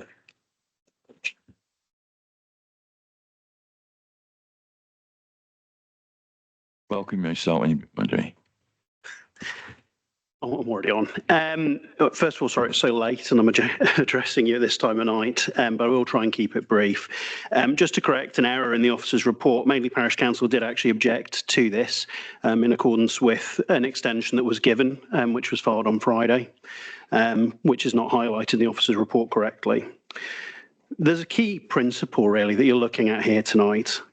This property is situated in the green belt, but the applicant believes it's grey belt. What is grey belt? Your officers have given a definition of this, but this is a concept that's so watery that it just is not defined properly anywhere within national documentation. It's a concept that's stretched and changed from what Labour, when they won the election, originally defined it as being old disused garage sites to now potentially being areas of open countryside. And that's what we're looking at here. There's no policy in the local plan, in your emerging local plan, which covers this, possibly largely because it wasn't even a concept when you started that process. that how should it be treated and deemed, and how you treat and deem it could have wide-reaching ramifications to the whole of rural Newcastle. The history of this site is notable. It began as a small cottage. Local residents talk of it being almost a derelict cottage when war was declared all those years ago. It was barely 10% of what the site now has on it. It's stretched over the years, it's grown, it gained a paddock, it gained stables to support the paddock. Recently, the stables were sought to be converted to residential accommodation. That now exists. Now a further 6 to 8 houses are sought on the site. You can see how sprawl on this site is clearly being created. The paddocks are still used. There's horses on them at the moment. They still provide valuable grazing land, something that is highly in demand in rural areas. Allowing them to be developed will lose that amenity, but it will also impact on the nature of rural Newcastle. If this is grey belt, what else is? As you highlighted in one of your earlier applications will be popping up here, there and everywhere from farm owners with land that they can put 6 or 8 houses on. Allowing this application risks allowing open season on Newcastle's rural environment. In the emerging local plan, section 4.3 states we will have respected and improved the character and distinctiveness of rural areas, while section 3.5 notes lush grazing pastures are part of that unique character. Building new homes on those very grazing paddocks does the exact opposite of that. The officer's report highlights a housing need in the area, but this area wasn't allocated or envisaged as a need in the local plan that will soon hopefully be approved. Madeley is taking a huge number of houses already through established developments which were done through those channels. Surely any further greenbelt release should be done through that same process as and when the local plan needs to be renewed once again. The application site is also, we would argue, not sustainable. It falls outside the village envelopes of both Madeley and Madeley Heath. As has been highlighted, Madeley Heath does have a primary school, but that is all it has really, along with a pub. The closest shops are some 1.4 miles from the site, down roads which in part don't have public footpaths. It will create further traffic issues on an already dangerous road due to the steepness of the drive. And whilst that isn't a consideration at this stage, but is at technical stage, surely it relates to the site's potential sustainability, given the impact car traffic will inevitably have from a 1.4 mile journey to the shops. So we would urge you to refuse this application, both of them in fact. Whilst it may be said this is only 8 houses, once incursions such as this start into England's green and pleasant land, they are very difficult to stop, and the risk of losing Newcastle's unique rural landscape is real and demonstrable. Madeley Parish Council supports sustainable development in the right places, but this is not that. Thank you. Thank you, Mr. Stevenson. Next, I have a supporter of the scheme, Mr. Alan Corinaldi, Knott of Knights. Would you like to come forward, sir?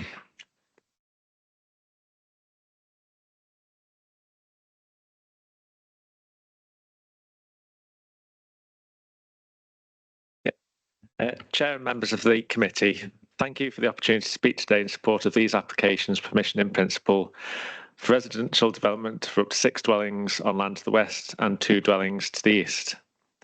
As per your officer's report, the only matter for members to consider today is the principle of development in this location. Matters relating to issues such as highway safety design and layout are matters to be considered at technical detail stage and are not relevant to your deliberations today. I appreciate that development in the green belt is always a matter that requires careful judgment, but these sites are not expansive tracts of open countryside, and it's not land that contributes strongly to the strategic purposes of the green belt. Not all green belt land is the same, and national policy acknowledges that. As your officer's report rightly identifies, both sites meet the definition of grey belt as set out in the revised National Planning Policy Framework at paragraph 155.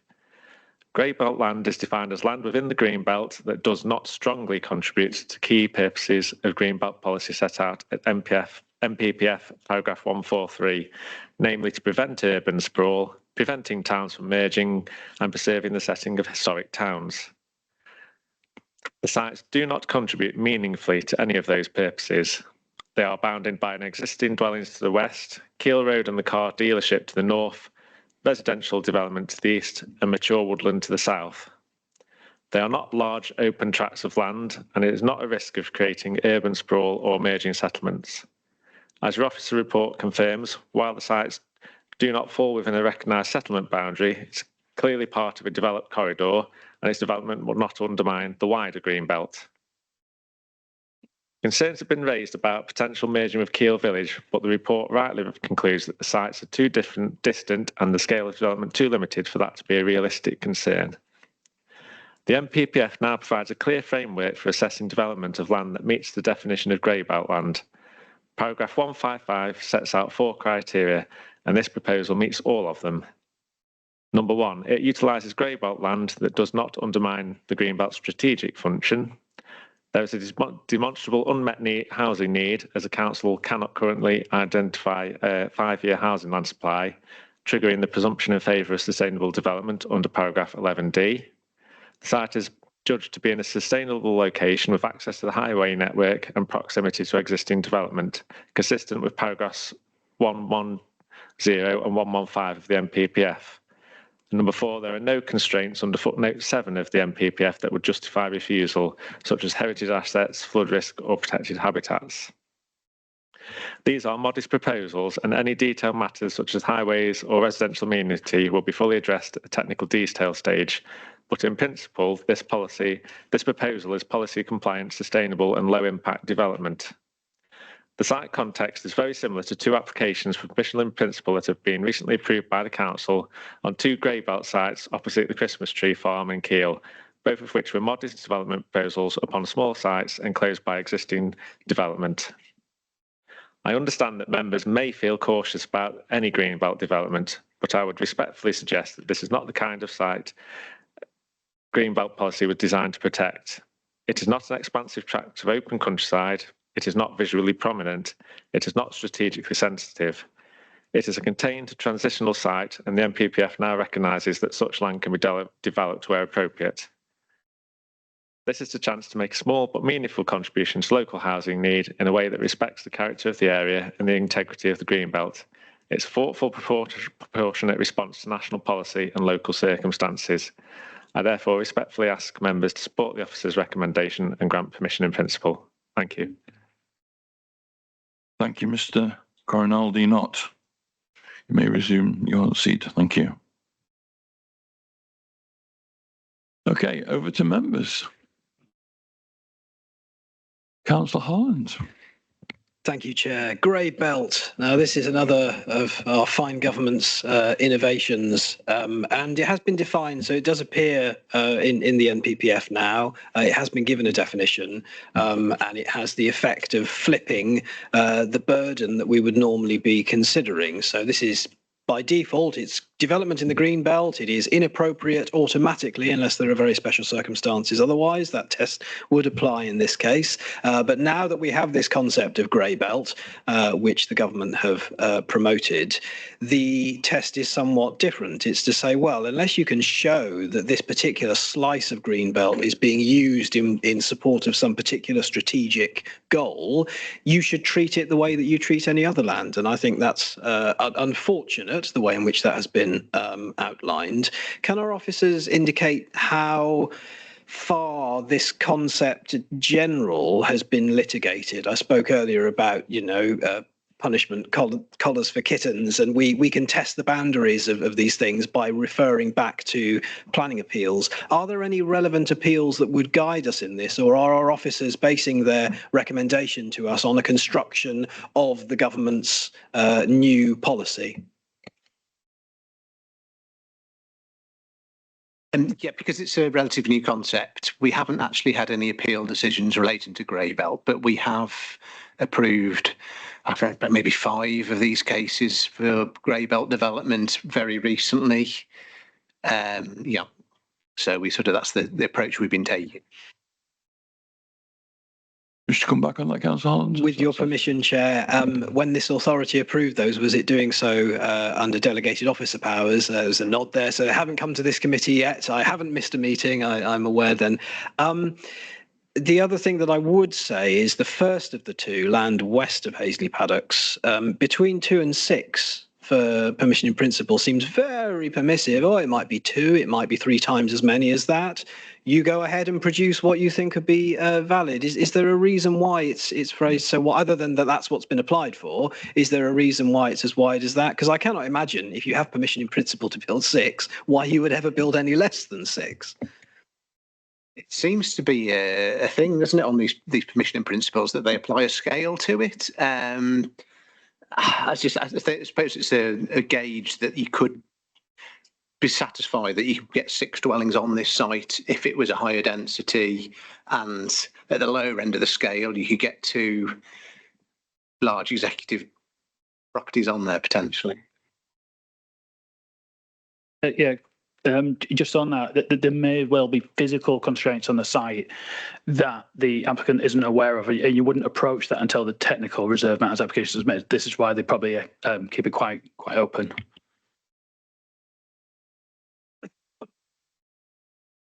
Councillors wishing to speak, please. Councillor Hutchinson. Yeah, I was going to ask the same question as Councillor Holland. The 6 does seem very generous. If we say, yeah, we give outline planning permission, and then a planning application comes in for 6 shoeboxes and 1 parking space, would we be forced to approve it because there was outline permission? I mean, how much scope do we have for refusing it if we think it's not a very good development proposed, if there's already been an outline permission? Yeah, we still assess it in terms of its impact on the character and appearance of the area. If we felt that the layout of the development wasn't acceptable, then you could still refuse it if it was going to be visually intrusive or it was overdevelopment of the site. But it's just got that scale that it could be, that's just a broad scale that will be under the permission in principle. And like Charles has said, it may be that the technical matters that mean you can't fit 6 on there, but you may be able to get 2 or 3 or 4.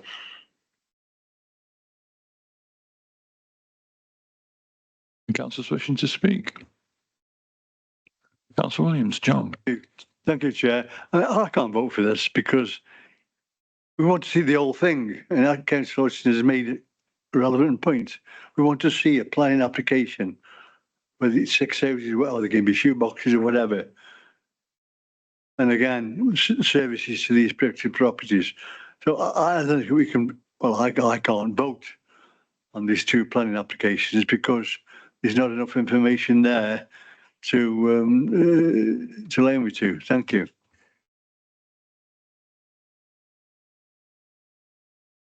Yeah. Although this is a different type of application in that it's called a permission in principle, it's very similar to an outline application. And this committee has considered countless numbers of outline planning applications, and it's quite normal for there to be very limited details. In fact, permission in principle requires even less details to be submitted than an outline application does in terms of the accompanying reports, etc. So it would be, it's kind of unreasonable to say that we can't, that you're objecting to something because there isn't enough detail, when that's the whole nature of this type of application, that it isn't, that detail isn't required. That detail comes at the technical details stage if we were to grant permission in principle. And we are, as we've said, we can only look at the principle of the development in this location. So we don't need other details because we're only looking at, is this location an appropriate one for up to 6 dwellings, for example. So we don't need details of layout or drainage or impact on trees, anything like that, because we're not required to be considering those issues at this stage. That will all come later. Can I ask a further question on that in regards to what you've just said? Is that we're asking to justify special circumstances building in essentially in the green belt. I know it says grey belt, but certainly the decision that we're making should be on the basis that much information as possible if we are to be convinced that it satisfies that special circumstances. Am I right in thinking? Well, we're not being asked to consider whether there are very special circumstances here because we're concluding that there isn't a requirement for that because it comprises grey belt. So there is no requirement to assess any very special circumstances, and therefore there's no requirement for the applicant to submit information to seek to justify those circumstances. Thank you. I just need to clarify that because I was just under the impression that Councillor Williams was going down that avenue, and I just wanted to make sure that was correct. Thank you. The councillor wishing to speak on this one, please. Councillor Brown. I'd just like to make the point how challenging it is to make these decisions and considering the balance, because we've heard that the area is far enough away from both the centre of Madeley and the centre of Keele for it not to be joining the two together. And so the characters of those places will be preserved. But then we're also told, but it's near enough to infrastructure in Madeley that people can use it. So it's almost like the two things are used for different sides of the same coin in a way. And it's very difficult to make an assessment when you can use evidence like that for both sides, to both go against it and go for it. And the other thing is, you know, are we really convinced that this is classified as a grey belt because it's not a car park or an industrial area, is it? It's former stables. So does that come in as is it really grey belt? Well, in your officer's professional opinion, it comprises grey belt, and we're satisfied that it meets the definition of that, which is why we're recommending approval on that basis. Grey belt isn't defined as something that is concrete or has got an existing building on there, and the report goes into that in some detail about the criteria for something to be considered to be grey belt, and why your officers have reached the conclusion that they have. Thank you, Councillor Holland. Thank you, Chair. I have great sympathy with councillors who've spoken before because this is such an emergent concept. I also salute the indefatigability of the representatives from Madeley, including the councillor for Madeley, who've been here for all of this meeting, and who the speaker from Madeley Parish, who advanced a defence of the integrity of the green belt through this application, even though it is to the extreme east of Madeley Parish. And indeed, the other resident who spoke lives at Boundary House. The boundary referred to, I think, is the boundary between those rural parishes. I think that this is an instance in which the government has nobbled us. I think that this was the intent of the invention of the concept of grey belt, was to take away. If we were considering this 2 years ago and we were thinking about the very special circumstances test, we'd say, well, actually, no, you can't have anything at all because it's all inappropriate unless you can show us those circumstances. Whereas now we're being asked to say, okay, well, how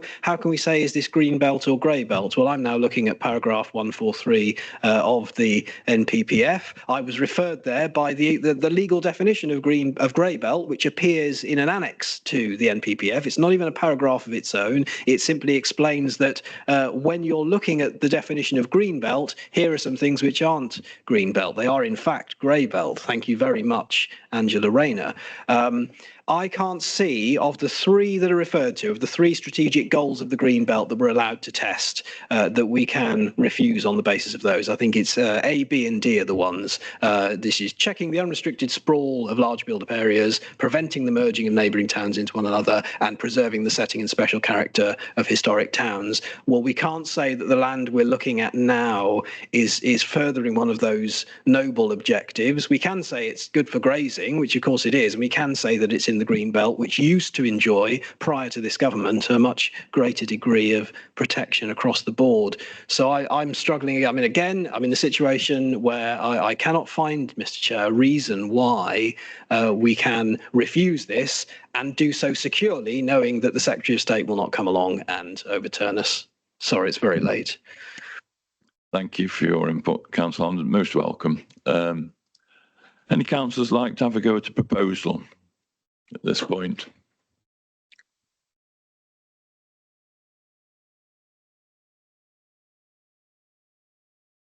Well, Councillor Holland. We're missing Councillor Fear, I think, tonight. I've realised very late in the day what it is. Normally, his immense power and his wisdom sits at the back of the room and permeates. But I honestly,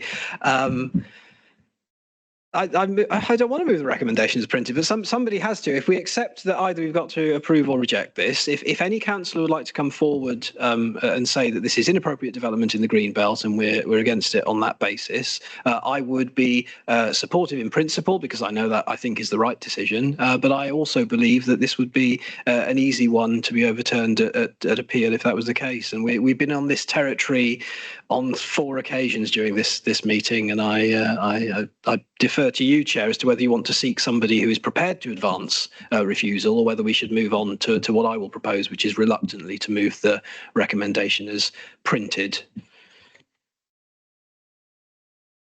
Councillor Williams. On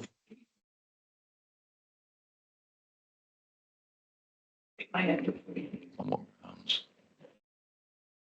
We can go for green belts. I don't understand the grey bit. I don't think anybody else, and so I'll go for the green belt land. Sorry, but I don't understand. You talk about grey belt, you talk about green belt. I was just saying, if you want to move a reason for refusal, you have to specify what that's going to be, and it's not enough to just say green belt. What is it that you're saying is the? I actually say it's inappropriate to build where it is. Right. I'm sure you can do help in some way. Well, officers obviously don't agree that we can conclude that it's inappropriate development because it fits within the definition of grey belt and therefore isn't inappropriate. But if members consider that it doesn't sit within the definition of grey belt, then you could, if you wish, make an argument that it's inappropriate development. Council gave us enough information there and evidence. But with respect, we need a reason for refusal from yourself who's moving that. Why it's grey belt? Why you don't think it's grey belt? Perhaps you don't, but we do. No, why you don't, that's where, yeah. People don't. Okay, well, I think we just have to go with that it's inappropriate development in the green belt on the basis that it's not grey belt, but yeah. But I think that's what Councillor Williams is moving, possibly.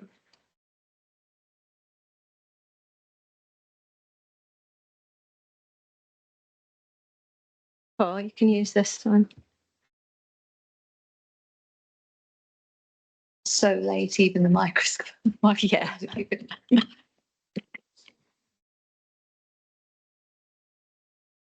See a seconder for that, please, for that proposal. Councillor Brown, seconded. Thank you very much. Can I see a show of hands, please, in support of that we refuse it on those grounds?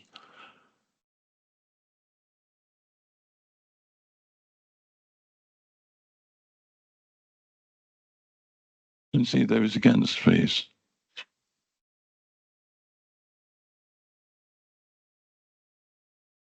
That item's carried, that item's refused. Thank you. Can I just confirm that's for both applications? So it's 2 items, isn't it? Because they're listed as separate items on the agenda. Development in the green belt, yeah. Nearly there, folks. Item 13 is an old favourite, land at Doddesfall, Betley. Do we have any further updates other than printed? Our committee happy to keep it on the agenda and the contents of the report. Can I see a show of hands in support of that, please? Thank you. I have no urgent business tonight. So I now draw the meeting closed. Thank you for your keeping with the programme. Have a safe journey home and good night.